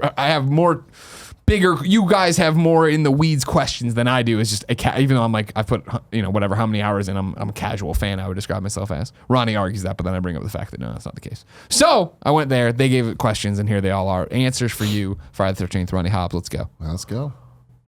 As I live and breathe, Ronnie Hobbs. How you doing? Good. How are you? Yeah, good. When I used to do that, there was an audience that clapped because I used to do it on Up at Noon all the time, right? Where'd they go? That wasn't even here. That was a different place. they didn't come IGN with had you? a bunch of They seats. didn't- No, that wasn't part of the deal? So I don't do that much anymore, and I want you to know that I held for applause. I'm totally forgetting it's just and Cool no one's Greg in the applauding. room. So let's try it. Cool Greg, I need you to clap after I say it. Someone has all to right? clap. All right, hold on. As I live and breathe, Ronnie Hobbs. Yeah, see that? No, you don't clap. You shake the hand. I'm God trying to just dang make Ron. it. I'm trying to get it hype. You're trying to get it hype. Ronnie, how are you? I'm good, man. How are you? Good. You made a game called Friday the 13th. I did with several other people. Oh my god! And that's what he's here for? Yeah, he's Friday the 13th, man. oh really? Yeah, we're all he's big like fans. some random dude here. Yeah. We're big fans of Friday the 13th. We know you're a big fan. Yeah, have I tweeted enough about that? Have I made that clear to You everybody? have tweeted more than your fair share. Thank you. More than the required amount. And You deserve it. Thank you. You're by the no, way. no. Thank you. Thank you for making the game. Thanks for everybody at Ilphonic, at Gun for making the Yes. game, doing all these different things. Yeah, Friday the 13th caught me off guard last year. In what way? I think when, for me, the journey really. So I remember when the Kickstarter was happening and stuff like that. But when Sessler came by to talk about it, That's right. Yep. he pitched it, and it was very much like, oh, okay, that sounds like something. All right, whatever. I like Friday the 13th, but Yeah. I'm not a multiplayer guy. I'm not a games as a service guy. Like, this doesn't sound like Yeah. something I'll play ever. Yeah. And I remember him like, no, but it's really cool. And I'm like, all right, we'll see if it actually comes together. I've Yeah, never sure even, thing, Adam. Never even heard of these days. Yeah, exactly. They paid you, Yeah, Sessler. yeah, Like, I'm going to exactly. listen to you. Yeah. And then when we got our hands on it, I was enamored and floored Yeah. and locked in and still play. Like, I dig your game quite a bit. That was a common theme. Yeah. Of course we knew the Friday 13th fans would play it. Sure, the licensee But would be there. the amount of people that played the game that really don't like horror games in Yeah. general, Yeah, I yeah, think that's the beauty of the game. Like, you don't have to like horror. You don't have Yeah. to like Friday 13th. It's fun to be with your friends and try to figure out if you can survive or not. Right. Like, Well, what was so funny that I didn't expect, and I can't remember if Sessler tried to sell it at the time, but when we started playing, Yeah. and especially when Jen, my wife, would watch me play it or whatever, how quickly I'm playing this game and I've been enjoying this game, sure, but playing it with somebody else in the room, how quickly it becomes they're watching a horror movie. And they're like, why are you running up the stairs? No, you idiot. yeah, you end up doing the same dumb shit that you yell at everyone, right? And there was that like meta moment of like when she did that the first time, we're like, oh. You're right. Like, wow, this game works on such a different level. Why did I come in this cabin? He's chasing me. Like, or why did I run outside the cabin and run into the woods? That's stupid. Yeah, like, exactly, There's nowhere to exactly. go. Like, but it happens, and that's like the beauty of our game, I think. So here's what I want to know, Ronnie, because we're gonna span the gamut, as they say. All right, let's you do know it. what I mean? Because I've played a lot of the game. Yeah. I don't consider myself a super expert. For I a lot think, of our I audience, think you am. might be an expert at this point. As somebody who looks at the subreddit I still have Okay. it. I still have it tagged as one of my favorites. So I see all the posts. Yeah, Like, okay. trust me, those kids are experts, and I want to go to their questions eventually. Yeah, sure. But so I want to do basic information for a lot of people at Gamescast who are watching or listening who don't know about it, Yeah. and then into fan stuff and all over the place. So if you're an expert, stick with me. We'll get there eventually. For people on the base, Gun and Ilphonic, you work for Gun. Yes. What is the breakdown of work there? Like that was something that even confused me, I think, when the game first came out. It always is, because people are like, wait, did Ilphonic make this game? Did Mm-hmm. Gun make it? Is it a combination? Is there a third party? Yeah. So Gun, what we do, we're just like a creative house, mini publisher, if you will, but publisher is really probably not the right word. Okay. We just find cool shit and try to make it. Okay. So going back 10 years, we've been thinking about some type of tribute to Friday 13th before Yeah. we got the license. Sure. Obviously. Yeah, I want to talk about that. Yeah, it's okay. So what we do is we design the game from start to finish and try to account for every single possible scenario. Okay. We look 1,000 miles down the line and then get the money and get the funding together. Okay. And then we'll find a development studio that we think's awesome or that we know can make this game. Okay. And we'll team up with them. Okay. And that's the partnership. So we'll do the marketing, production, like producer director side. Yeah. And keep the title on track. And probably a lot more other things too. And then we'll hire someone to build the game. Okay. So that's who Gun is, and Ophonic is our developer. Gotcha. So because they worked on Evolve, Yeah. they were recommended from Turtle Rock. Yeah. We called Turtle Rock, and they said, no, you should go to guys at Ophonic. Oh, So wow. That's how we met Ophonic. And That's awesome. How long? So in this 10-year timeline, how long ago did you meet them? Well, so when I say the 10-year timeline, that means in our brains too. So that goes. Yeah, you had an idea of like we should make a horror video game. Yeah, so it's like half that time is just thinking about it and trying to find a way to make it happen without telling anyone, without talking to a dev team. So we met Ophonic. We announced summer camp in Halloween of 2014. So it was before that. Okay. So, yeah. Okay. Yep. And so how long's Gun been around? So Gun, that would take us an hour to talk about our history. But Wes and I have been working together since probably 15 years. Okay. Wow. Okay. So Gun was, before that Gun, we were working in advertising. We were hooking up video game companies with product placement. So like Sure. Codemasters with Ford. Okay. Like things like that, or Gillette and Madden. Yeah. The early years of Integrations. advertising inside of video games and how to do it. Okay. And then we had our own consulting firm. We were working on other people's games like EA and Sony and Microsoft. And we had like guys like Dan Chu working for us. Hell yeah. So it was just that we were a consulting firm. They were like, wait a minute, let's just make our own games. Yeah. So that's when we started getting funding for Breach and Clear, which was our first iOS. It was a mobile game. Yeah, I know Tribute Breach to and like Clear. Rainbow Six. And we took that money and it's, okay, we got some money now. We have a little bit of money. What are we going to do? And that's kind of how that kicked off. Okay. And so your story is so interesting. You start as an homage to Friday the 13th, correct? Yes. So shortly after Breach and Clear, Wes comes to my office probably daily and says, okay, let's just think about ideas. So after Breach and Clear, there was probably a 6 or 7 month period there where we didn't know what we were going to do next. Yeah. So like, do we make a sequel to Breach and Clear? Do we start doing something unique? So if you have something, this is the time to pitch it. So we all kind of collectively went aside in our own little worlds and for 6-7 months just obsessed over every idea you've ever had. And then we pitched it, and that was kind of one of the ideas we loved, was this asymmetrical horror game, because we loved all the horror movies from the 80s, and it was our shot. We're like, well, no one's ever going to make a Friday the 13th video game, it seems. Yeah. Like, they had no interest in making one, apparently, because it's been 30 years. Yeah. So let's just they nailed it. The NES version, they just knocked out. Yeah, right, yeah. It's just only going one way to go from there, right? So that was kind of how that happened, but...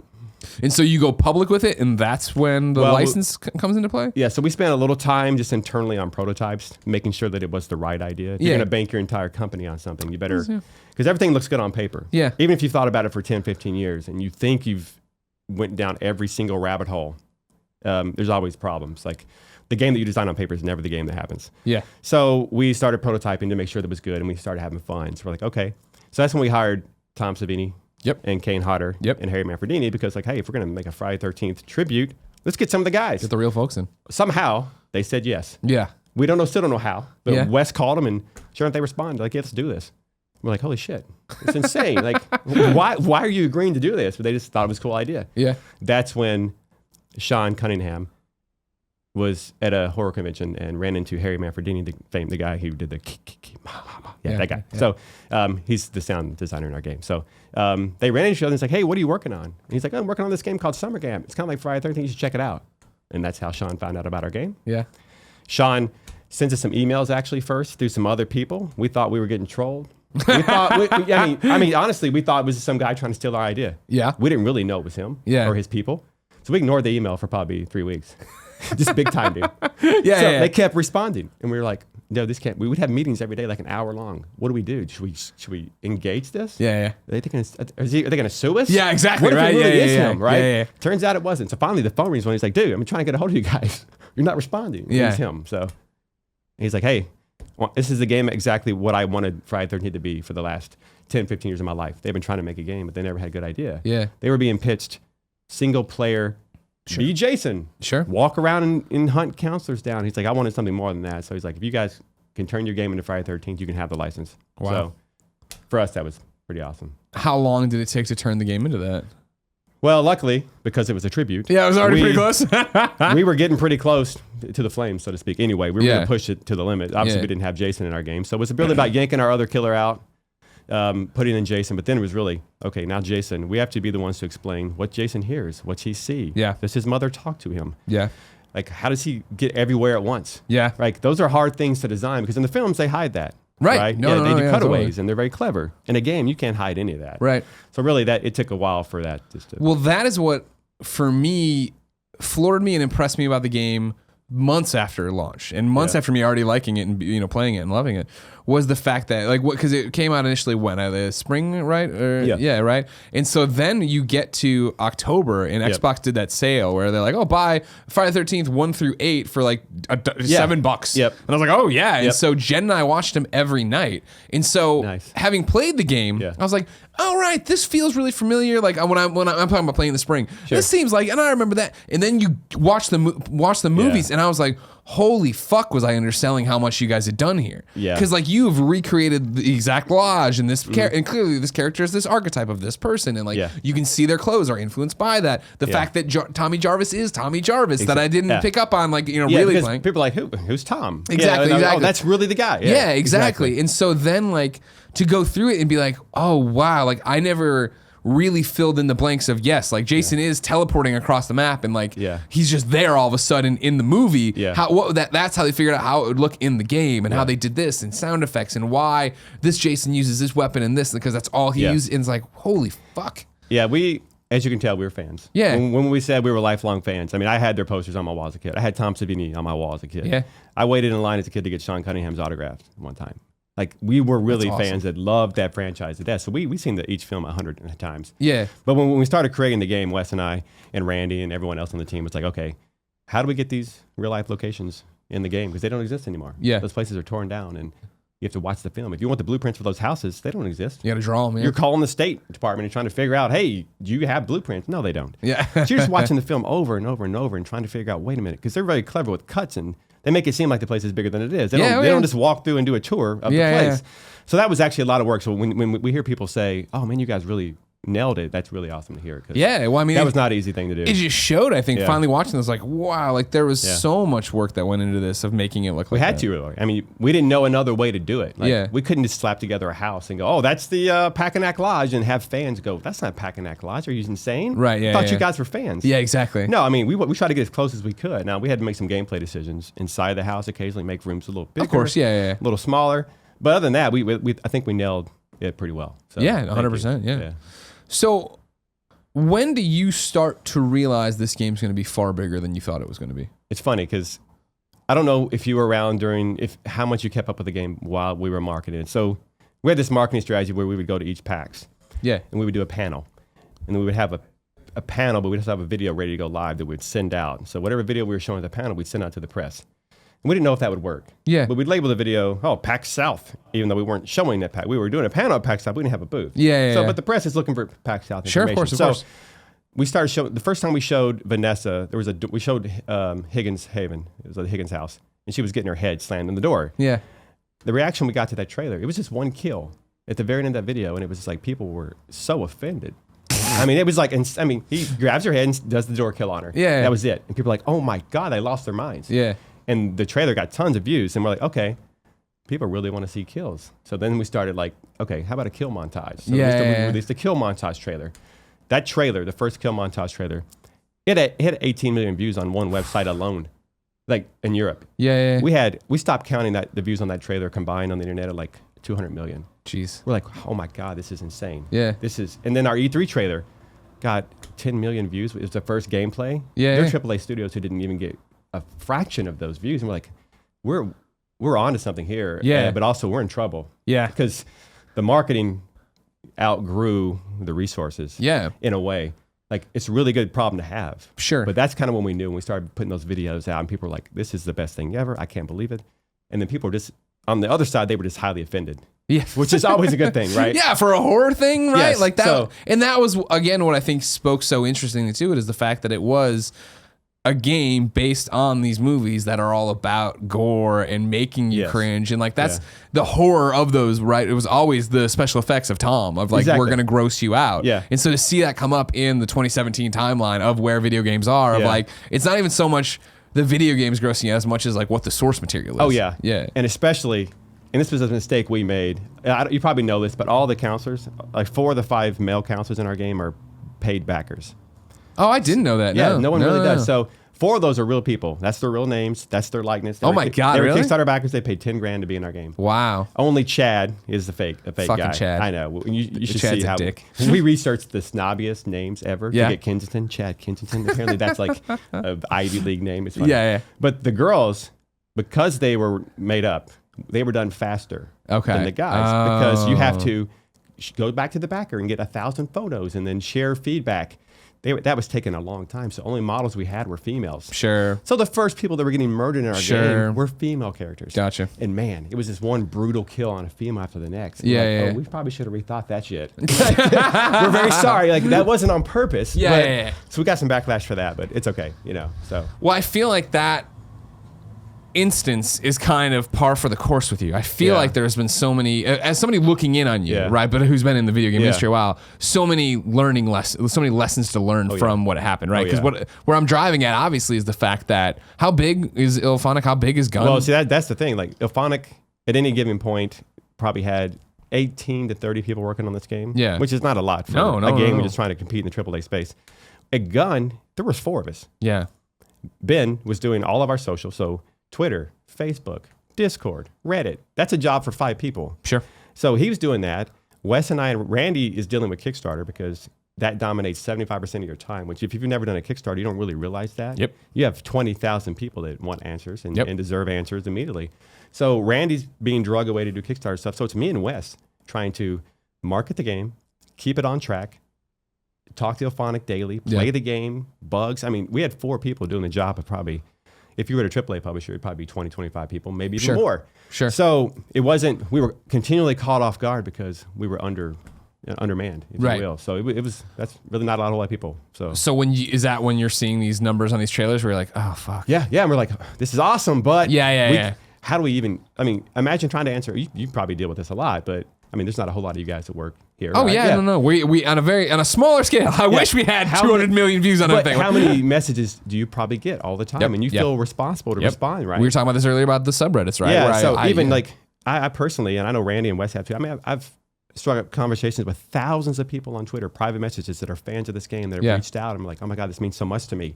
And I don't want to just go, thanks. Yeah. Like that's a shitty thing to do. So I write back and I get to know the person. All of a sudden I'm talking to 3,000 people simultaneously. Yeah. While I'm trying to make the game, and it gets out of hand at some point. So that's taking your time away too. Right. Just the constant fan communication. But you're happy to be doing that because you're a fan too. Yeah. So, And I feel like somebody who came on late, right? I mean, I had Tesla on earlier, but like I'm playing it and like, I don't know if I want to like this game. Yeah. Like I had missed the whole Kickstarter success you guys had had, the Savini skin, all this, all the jazz you guys had there. Like you guys had a whole bunch of goodwill behind you. Like people were behind this game, still are. Yep. But it was that you released it, and then it was word of mouth immediately, and it was me and a bunch of other people, and the servers are just melting. Yeah. Stop me if you've heard that one before. A game doesn't work on day one. Oh, I know. What a surprise. But for us, it was just, we had a memory leak issue too that we didn't catch through testing. And so the Xbox version had a memory leak. The servers were melting. We had database login errors where it was duplicating your profile on the back end and getting caught in this gigantic pipeline, this thousands of fake people trying to play, so it was just duplicating errors. So we had quite a few problems at launch that it took us months to recover from. Because Ilphonic, well, the thing is like, oh, just hire more people. Well, you can't. I don't know if you've ever been hired. It's an interview process. You have to move your whole family. It takes 3 or 4 months to get new people in. Yep. So there's not a button where you can just throw money at it. But I mean, there is a button for servers, right? All right. Hit the server button, right? So all that just takes time. And even if you sell 3 million copies like day one, you don't get that money.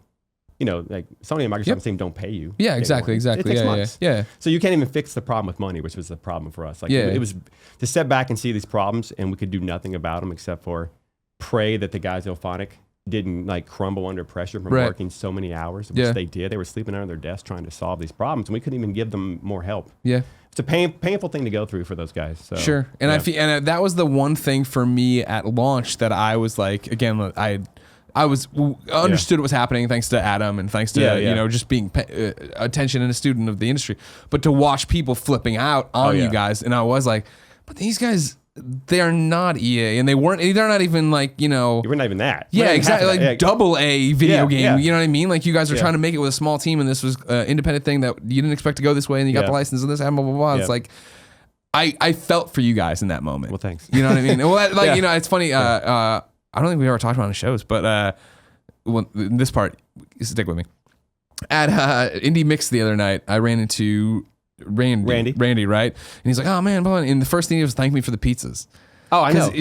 During when it was all going to shit, and I was seeing you guys try to fix it and try to put it out, and you were doing the Twitter convos, and you were active on the subreddit, and it was clear that like we're on it. We're just there's not much we can do. Yep. I hit up, I guess, one of your guys through that who told me the address, so I sent Ilphonic a bunch of pizzas because I knew they'd be working late. I know how that runs, and they appreciated it. Yeah, so, and that's the thing of I'm lucky, and like we're lucky, kind of funny best friends, folks, because we get to have this interface and talk to you, and we've seen it with other developers, and we know how rough it is, and I know how when it's all going wrong, because it's gone wrong for Kind of Funny before, and all you're getting is the wave after wave. Like, this is such a simple fix. Why aren't you fixing it? Just do it. Just pay for more servers. It's that simple. And I don't know thing one about how to get another server online, but I'm sure it's not easy. It's not a button. Yeah. It's a very convoluted. Yeah, process. so like I knew that, and I felt for you guys, and it was the thing of like, okay, and it's gotten better. And I think you apologized to me, or maybe it might have been. Yeah, I did. Of like every time we do a stream here of like, all right, it's double XP, whatever. Yeah, you jump on and something is inevitably wrong. Sometimes it's PlayStation, sometimes it's you guys, but it's still like the growing pains I feel of trying to make this game be what you guys envision it to be, right? Envision it. So there's two things that the first one is you have a sense of loyalty to your product. There are things that get cut and things you want in the game. So after you launch your game, the creative person inside you is like, no, we have to go back and do those things because it feels incomplete to you because you know what the things that were taken out. So there's that part too, where you want to like keep adding to this game, and maybe one day it'll get to the point, but that's not really feasible because you can't just take every single dollar you have and put it back in a game that it's not making money anymore. So there's a balance there. So we feel like we have a good DLC plan, and we've been working on DLC. But the big problem we're going through now is the server upgrade. So we've been going through the Unreal Engine upgrade, which because you're updating the game engine, right? Not even the servers. The whole engine. And we can't really do anything until that's completed. Right. So we're kind of a holding pattern right now with all the Jason X and the Grindel map and all those things. Well, that was the thing is like, I thought even in the time when the servers are on fire, everything, you guys were doing the right thing. And I've talked to you off camera about this, right? That we learned the hard way as well of how to communicate. It's not about having good news. It's about having any news and telling you what's going on. And it was, I think that you guys came out with that DLC roadmap.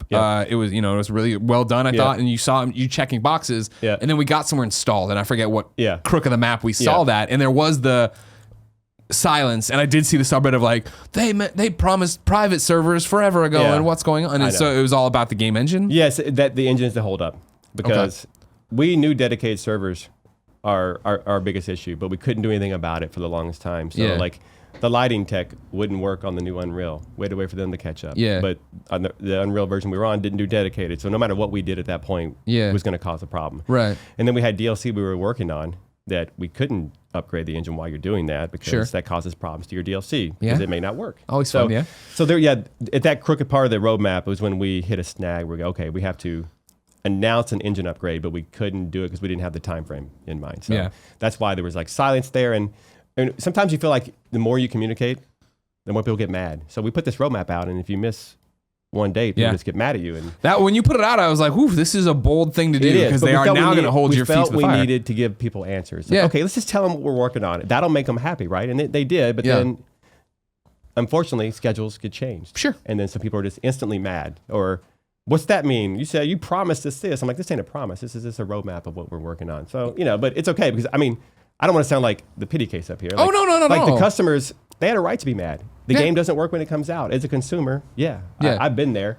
Of course, I'm on the inside, so a lot of my friends make those games. So I don't go yell at my friends that their game's not working. I mentioned this as of recording this. It'll go up later. Sea of Thieves launched on Tuesday, and it's Wednesday now. And I saw when their servers were melting, Wes put out a thing of like, I feel for you guys. Exactly. I understand where you're at more than you think I might. Let's think about that. That's Microsoft. I know, right? Yeah, exactly. Even like when Destiny or Diablo came out and shit the bed, it's like, that's Blizzard. You know what I mean? Exactly. Like, these are the problems of modern gaming of you think you know what it's up and you do a beta test and you do all this stuff, but then you get out and there's this weird memory leak you never thought of, or somebody puts these two items together and that crashes everything. Exactly. So it's just trying to see the future, but if you don't have 100 people trying to see the future, if it's just 3 of you trying to see, you only see what you can see at that point. Well, plus you're trying to balance budget and get the game out on time, and if you're a small company, time is money, and you're just like, what do you do? Well, I appreciate that you have been open about it. In the fact that I do think, you shut down for a little bit there and it was the dick, and I did see the subreddit get really mad. But when you guys did resurface and be like, hey guys, here's the shitty answer, right? We're upgrading the engine. We can't do anything. It seemed like that calmed the hardest of the hard and the vocal minority I always talk about, right? They'll always be there. Yeah, exactly. And like good and bad, right? But the people who are on any subreddit, our subreddit, that are super active and wanting to have a conversation, they're the most passionate. So they're going to have the most, feelings about anything that's happening. Yeah. And I saw that was good. And I really appreciated myself as a fan when you guys came out and talked about, and I forget what's the name of the blue mode you were talking about? Paranoia. Paranoia, where I saw that pop and you were working on it, and I was like, I was watching the Jason movies, and I was like, oh, it's gonna be who is the killer? Nobody knows who the killer is. That's gonna be great. And you put out, and then it was quiet for a long time, and then you guys finally surfed and was like, hey, the mode isn't fun. Yeah. See, like, at what point do you tell people about that mode? Like, we wanted to tell people about it, and we did. Yeah. And if you wait until it's fun or the very last minute, then you spring it on them and it comes out a week later. Sure. So we really wanted to tell people about it and get people excited, but then we kept playing it, and it just wasn't fun. Yeah. So what do? Release a game mode that sucks? Yeah. No one wants that. Right. So, but I'll say this, like, at that time, just until recently, we hired Daniel Nixon. He worked at Ubisoft on like Assassin's Creed and all these cool games. So he's our new community guy. Poor Ben, the previous guy, he didn't work in social media for 20 years. Yeah. So there's really no plan for every single scenario that comes your way when you're dealing with Facebook, Twitter, and Reddit and Discord. So that's not a job for one person. Yeah. So a lot of our communication problems weren't because we didn't want to communicate. No. Yeah. It's like, how can you even get to every single message? And it's a difficult thing. So we have Daniel on board now, so he's running that front, and he's being very upfront and direct with people, which is good. 2 years ago when we were struggling to communicate, I think like a year and a half ago, whatever, it was the conversation of, we always felt like we were right about where we needed to be. So let's not communicate something we think we're going to have fixed or, change in a little bit. We're going to have this working the way it should be. And when it wouldn't happen, the silence is we're kicking the can on where the fuck Kind of Funny Live is, because we, and it's like, well, I don't know. And meanwhile, you want to tell people, yeah. But at the same time, you're like, man, if we do, what are you going to give them, another date? Yeah, exactly. So at some point, you have to be quiet just to try to work, but then people get angry. They think you're ignoring them. Yep, exactly. You guys are just taking the money and running. You're a bunch of thieves, or you hate us, or you don't like this game. You moved on to another game.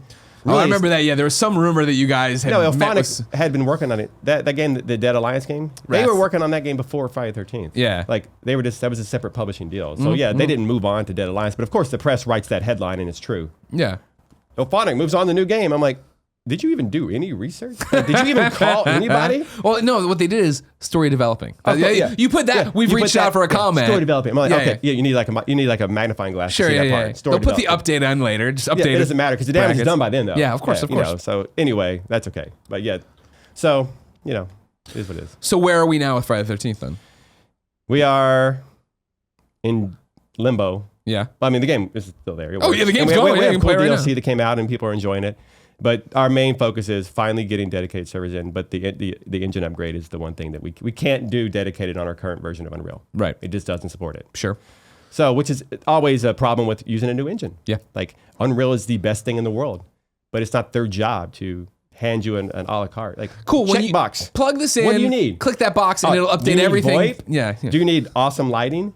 Do you need dedicated servers? Those are things you have to build yourself. Yeah. So So do you have a timetable for that now? Or April maybe. Okay. Yeah. Okay. So maybe. it's not. Yeah. So not too far away probably, but we still once again I don't want to give a date because. Again, though, I mean, like I hear you, and I know you put April on there. December. Now the headliner.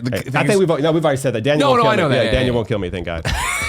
But I think it's the thing of you're doing it the right way again by talking and being human, right? Because that's the thing that gets lost when it is that I've bought this box game from Walmart, which next to all these other guys that are just corporations and companies that don't give a flying fuck about us, we feel, you know what I mean? You go and it doesn't work, this, that, and the other, blah, blah, blah. Yeah. So then once that's done, are you back to your roadmap of trying to get Jason X out and trying to get us to do stuff? Yeah. So we got some, real quick. If you are a podcast listener, that siren is happening here. It happens often where people are listening in their cars and start pulling over or looking around. That's us. That's us. That's a good point. Sorry. We're on a very busy connection street here in San Francisco. It's okay. So we're at the point where like, then it'll be back to updating the roadmap and continue to work on the stuff that we know we wanted to do. So it's just, we have some third-party companies that are working on some stuff for us too. Yeah, so that not all development is stopped. Yeah. Because the truth is it takes almost the entire Ilphonic staff to do these dedicated servers and upgrade because it affects every department. Yeah. When you upgrade your engine, it affects every single art, animation, everything. So video games are all variables, and I couldn't take it, man. I couldn't take it. Ilphonic, I couldn't do what they do. Yeah. Like the amount of pressure and the amount of work they've done on this game has been incredible, especially for a game that had like a $5 million budget, which is like EA's coffee money. Right. Yeah. So I mean, it seems like a lot of money, but in game dev terms, it's not. And you know, especially if you have to delay your game like we did, you know, that's my favorite actually thing I want to get out there. Sure. When people say just delay your game, why do they delay it? I don't think people really know what that means. Yeah. Because as a consumer 20 years, I didn't know. Yeah. When you delay a game, if you're dev studio, I'm gonna throw a random number out there. If it costs $100,000 for them to run, and you delay your game 6 months, do you think those employees work for free? Exactly. They don't. Yeah. But there's a conception or a misconception out there that, hey, just delay your game and it doesn't cost more. These aren't people that live in their basement. They don't have bills. Right. You have a family. People have families and rent, and there's a studio you have to pay. So if you delay your game 6 months, you better have $600,000 to make up for it. Yeah. And if you don't, you better go out and get funding. Yeah. So, you know, we did have to delay our game too. So that was one thing we had to go through too, which Sure. was awesome. Well, that's the problem with it is how do you make it all work and just spin the plates and get it out? And like, you know, there's been so many conversations of, you know, I released the game incomplete, but you get the money to put back into the game. But like you're saying, that's not instantaneous. It isn't. Yeah. Oh, cool. We sold this much on the first week, so now I'm taking this money that hasn't been. I'm pretty sure, if I remember correctly from other sources, you don't have to confirm it. It's like a month before you ever get any money from. You ever Sony. heard of like Net 60? Or Net 90? No, I know that on my contracts. You do. My exactly. contracts. So that's why I brought it up. Yeah, exactly. Same. Yeah. If you don't know what that means, and when you sign, like when Kind of Funny will sign a deal, and I'll go host the DICE Awards, we'll put them on net 30 or whatever, which means from the day we invoice you, 30 days till the payment. Yeah. So, you know, in some companies, not particularly in the video game, but some people play quarterly. Yeah. 4 times a year. No, I can't do that. You know, so it's all dependent, but you don't get the money day one. So like, man, we have all these awesome DLC that got cut from the game, or we barely got the game out of time without running out of money. Yeah. We can take some of the money and put it back in the game, but you can't even start that process until you get paid. Yeah. So already for the first couple months, you still only have the money you had when you finished your game, which is why a lot of games run out of steam and you see them not update their game because they're out of money. Yeah. They spend every single dollar, especially if they're a small company like indies. I'm surprised that indie games don't get delayed more. Like that is the hardest thing to do is to take. And you've seen this through Kickstarter. Sure. People run out of money. Yeah. Definitely. Because they didn't plan for that last 6 months of feature creep where you start changing your game halfway through and all of a sudden you're out of money and you can't even finish your game and they can't go get funding because no one wants to loan them money. Yep. So they cancel it. So it's a big problem in the indie world because AAA developers, they can just take money from another project. Right. You know, and fund like the year delay or whatever. But it's costly. So this brings up an interesting question I have for you guys. When you think of Friday the 13th, what do you think of outside of the roadmap in terms of support, right? Because as somebody who's new, I think this was my first big Marvel Heroes, sure, a little bit of Destiny before, but this is the one that I got invested in, right? Of like, I'm all in, and I think your trophy list sucks, but I hope one day I get close to having them all. I'd love you to update it. Just saying, you know, I'd like to play that much. I'd like to play it for years to come. But do you see it that way, or what do you think in terms of games as a service, in terms of Friday the 13th longevity? So there's always the problem of the longer your game's on the market, the less it sells. Diminishing return, right? Yeah, exactly. So then especially if you take $4 or $5, $10 million and put that into DLC, you're not getting that money back. Sure. But as fans, we don't care. It's because we care more about the product than we do our bank accounts. We're like, no, we're going to take a lot of money and put it back in this game, even though there's not a lot of people buying it at this point, or at that point a year from now. Yeah. But you still do it because that's the right thing to do. Most companies, or some companies, wouldn't do that at all. They would just launch the game and put out like one DLC pack and be done because they know they're not getting a return. Yeah. But then you have to pay for servers, which is a big deal. You pay monthly the servers. ongoing cost of the that, ongoing right? cost of servers, but yet people aren't using those servers. So you're paying more than the people are playing. Yeah. So that's why you see games, EA or someone will cancel a game, that's 3 years old, and you're like, oh, well, no one's playing it. Exactly. But there will still be some people who are playing it who are mad.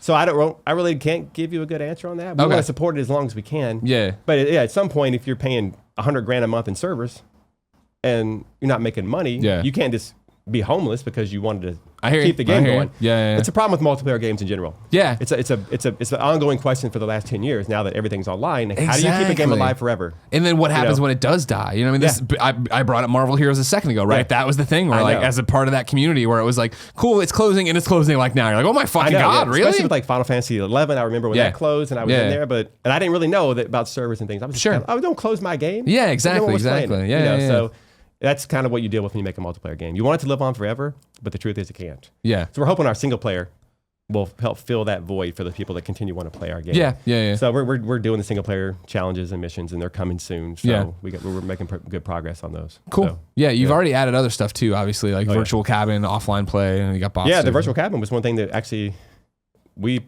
went back and just as ourselves, man, we gotta make this better. Yeah. So we just did. Yeah, we took our resources and just had another team work on it, and they just did it. So people love the virtual cabin, the new one. So let's go. Okay. I want to kick it over to the experts. Let's do it. On the Let's Friday do the the 13th game subreddit. Again, as I posted here, I pointed out, longtime lurker, thanks for all the content. Because I'm one of those guys, I'm subscribed to a lot of subreddits, but it's rare that I chime in on them. Because it is very much like, what are you doing over here? Okay. Yeah. Tell me about this Snyder Cut DC Cinematic Universe. Anyways, you can join their subreddit, r/F13 the game. Right now, I'm refreshing. Yeah. Most upvoted one here is from Garadon, who says, are there plans to add new escape routes in either future or currently available maps? Which is interesting. I don't want that. I like how it is. People are already figuring out their own things. I don't want that. Just you would be surprised how quickly counselors can escape if you add even one more. Yeah. You would be surprised at the shift and balance that I can't get variables of trying to balance this stuff. One little new escape route. If we were to do a third or a fourth, you would be shocked at what it does to gameplay. Now, early on in development, we had these ideas and we did some things. We had multiple routes. It wasn't a particularly different one. It was just more of, and people just got out quick. Yeah. So there's a lot of balance that has to go into even something as simple as that. Sure. So even now with just the variable of where, on how the main road you have, which side the cops are going to show up on. Yeah, it's like one of two places. Yeah, and it sounds like, oh, that's not that much, but like that 50-50 of being a counselor and waiting in the bushes, like, where the fuck's going to be? And then being Jason of like, where the fuck I have to warp to. Now, put a third one in there. Yeah. And you're like, oh, it wouldn't be too much, but actually it affects a lot of things. Yeah. Jason morphs to the wrong one, he's done. Like, he'll never catch you with the other two. Exactly, yeah. So 2 was the right number, and we experimented with a lot. So I will say no for now. Yeah, sure. Yeah, just to be honest, no. No, thank you for being honest. That's brilliant. Dante Mir. I'm bad if the names aren't intercapped. It's hard to do. No, Dante Mir says, I'd like to suggest one. Currently, the game is awaiting a big patch to upgrade the game engine for Friday the 13th. Once that upgrade is done, are there plans for new game modes? What do they consist of? I know you're not going to go to what they consist of, but the mode didn't go the way you wanted to, right? I wouldn't. I mean, we haven't officially canceled Paranoia at this point. So still tinkering. It's still there. Yeah. I mean, but the resources that it takes to make that game mode better currently are being divided up against, the engine upgrade and all that stuff. And then we have single player also that we're making. So it's a matter of spreading out your resources. Do you want to put everything on Paranoia? Or do you want to do the engine upgrade and dedicated servers and single player, which we promised already single player. Paranoia was never a promised thing. That was something. It was like a tease you guys. Yeah, we wanted to do, but it was never like on the roadmap, and it was never a Kickstarter goal. It was just something we did just to fill our time in. So I would say there's always a chance we can go back to it if it becomes fun. But beyond that, another game mode. If you're thinking of Call of Duty or Battlefield, where you're in the main menu and it's like Conquest versus Deathmatch, probably not in terms of that. So if we did anything, it'd be Paranoia. So okay, I feel like that's the thing about Friday the 13th is that I love the game. I think it's great at what it does. Yeah, and I really don't look to it and go, man, I'd love this as well. Like even single player, I'm like, that's not really for me. Or the bot stuff, I'm like, nah, I want to play with my friends. Yeah. So I don't think every game needs that. Yeah. And luckily, I think we're one of the games that don't. Like Battlefield, sure, those games do. You need a variety in, but I think these horror experiences are. It's you and surviving against a killer. You don't want killer versus killer. You don't want to see 8 Jasons running around trying to like fight each other. Yeah. People do. Yeah. But that's not, I don't know we'd want to do that. Like that's, I don't think the IP would be comfortable with that too. We have what's lost in this is we have to consider them too. Sure. They have rights in this. And they trust us completely. Sure. This whole process, they've been incredible. In fact, they've been like, I can't believe you know more about this franchise than we do, or just as much. Yeah. Like, they feel completely safe, but still we have to run it by them. I don't think that would make it. True Boredom says, what's the plan for the update for Retro Jason? What is the plan for buffing Part 7 Jason? Yeah. And then BGF, Big Fancy, but no thing said, please include this one, Greg. So I know exactly who this person is. And we appreciate your thoughts about J7. We are trying to plan something for him. We're trying to get to him. Unfortunately, things like buffing a particular Jason are a little lower on the totem pole when it comes to, like if I was to have to stop and say, hey, producer or gameplay designer, stop and make J7 good and all the ramifications of that. Yeah. He'd like, dude, I'm doing dedicated servers or we're doing art and animation and like, again, the team is out 30 of resources. people or whatever. The team is out of resources. Like I can't grab the intern and make him do this. It's not a thing you can do. So it's on the list. Yeah. And Retro is something that is actually a lot more complicated to make him his own Jason because each Jason has to have new kills. And in order to get new kills, you have to mocap. In order to go to a mocap studio, you have to rent it and plan 8, 6, 7 months in advance and get Kane Hodder and all the stuntmen back. Yeah. Then you have to get Tom Savini or myself or someone to design new kills. So even something as making Retro his own Jason, selectable in the menus with new perks, he has to have new kills. That is the biggest holdup of adding new Jasons and things like that is, first of all, it takes like 4 months to get the Jason in game from start to scratch, but you have to go get new kills, which isn't something we can just do. Those are all mocapped. So gotcha. That's really the main holdup for Retro. That's interesting. Yeah. And see, that's what I'm talking about where it's like, I don't feel like an expert at all in this game, right? I'm like level 37, 8, I don't know, whatever. Yeah. And it's like you talk to that and I'm like, I'm totally fine with Retro Jason being a skin. I don't think about it, but like the fans love it. It was something we wanted to do. Yeah. And I think we even said we were planning on doing it. I think Wes may even said we're going to do it, but then we're like, fuck, man. We got new Jasons in the pipeline. Each one of those takes 3 to 4 months to make. Yeah. Then you have to go to mocap and get new kills and you have to put them in the game and get blood going and camera angles. I remember that. I remember when there was like you guys talked in some interview about somebody wanted a young Jason in there. Yeah. Like, and you guys were like, they hey, still do. That and sure, that's a great idea and that's awesome, but like all of the kills are animated for Jason to be 8 feet tall. Yeah, that so was like, me. I was like, sorry to disappoint you, but a 4-foot Jason is not going to lift. Yeah. And some guy goes, that's because you're lazy. I'm like, yeah, that's it. Yeah. I'm like, we're lazy, dude. It has to do with physics. And like 4-foot Jason couldn't even lift a counselor off the ground. Their feet would still be on the ground. All of our kills come from the height lifted advantage. position. And that's a gameplay back end thing. So when Jason grabs you and lifts you, then the kills are activated. And they're all designed and animated from that starting point.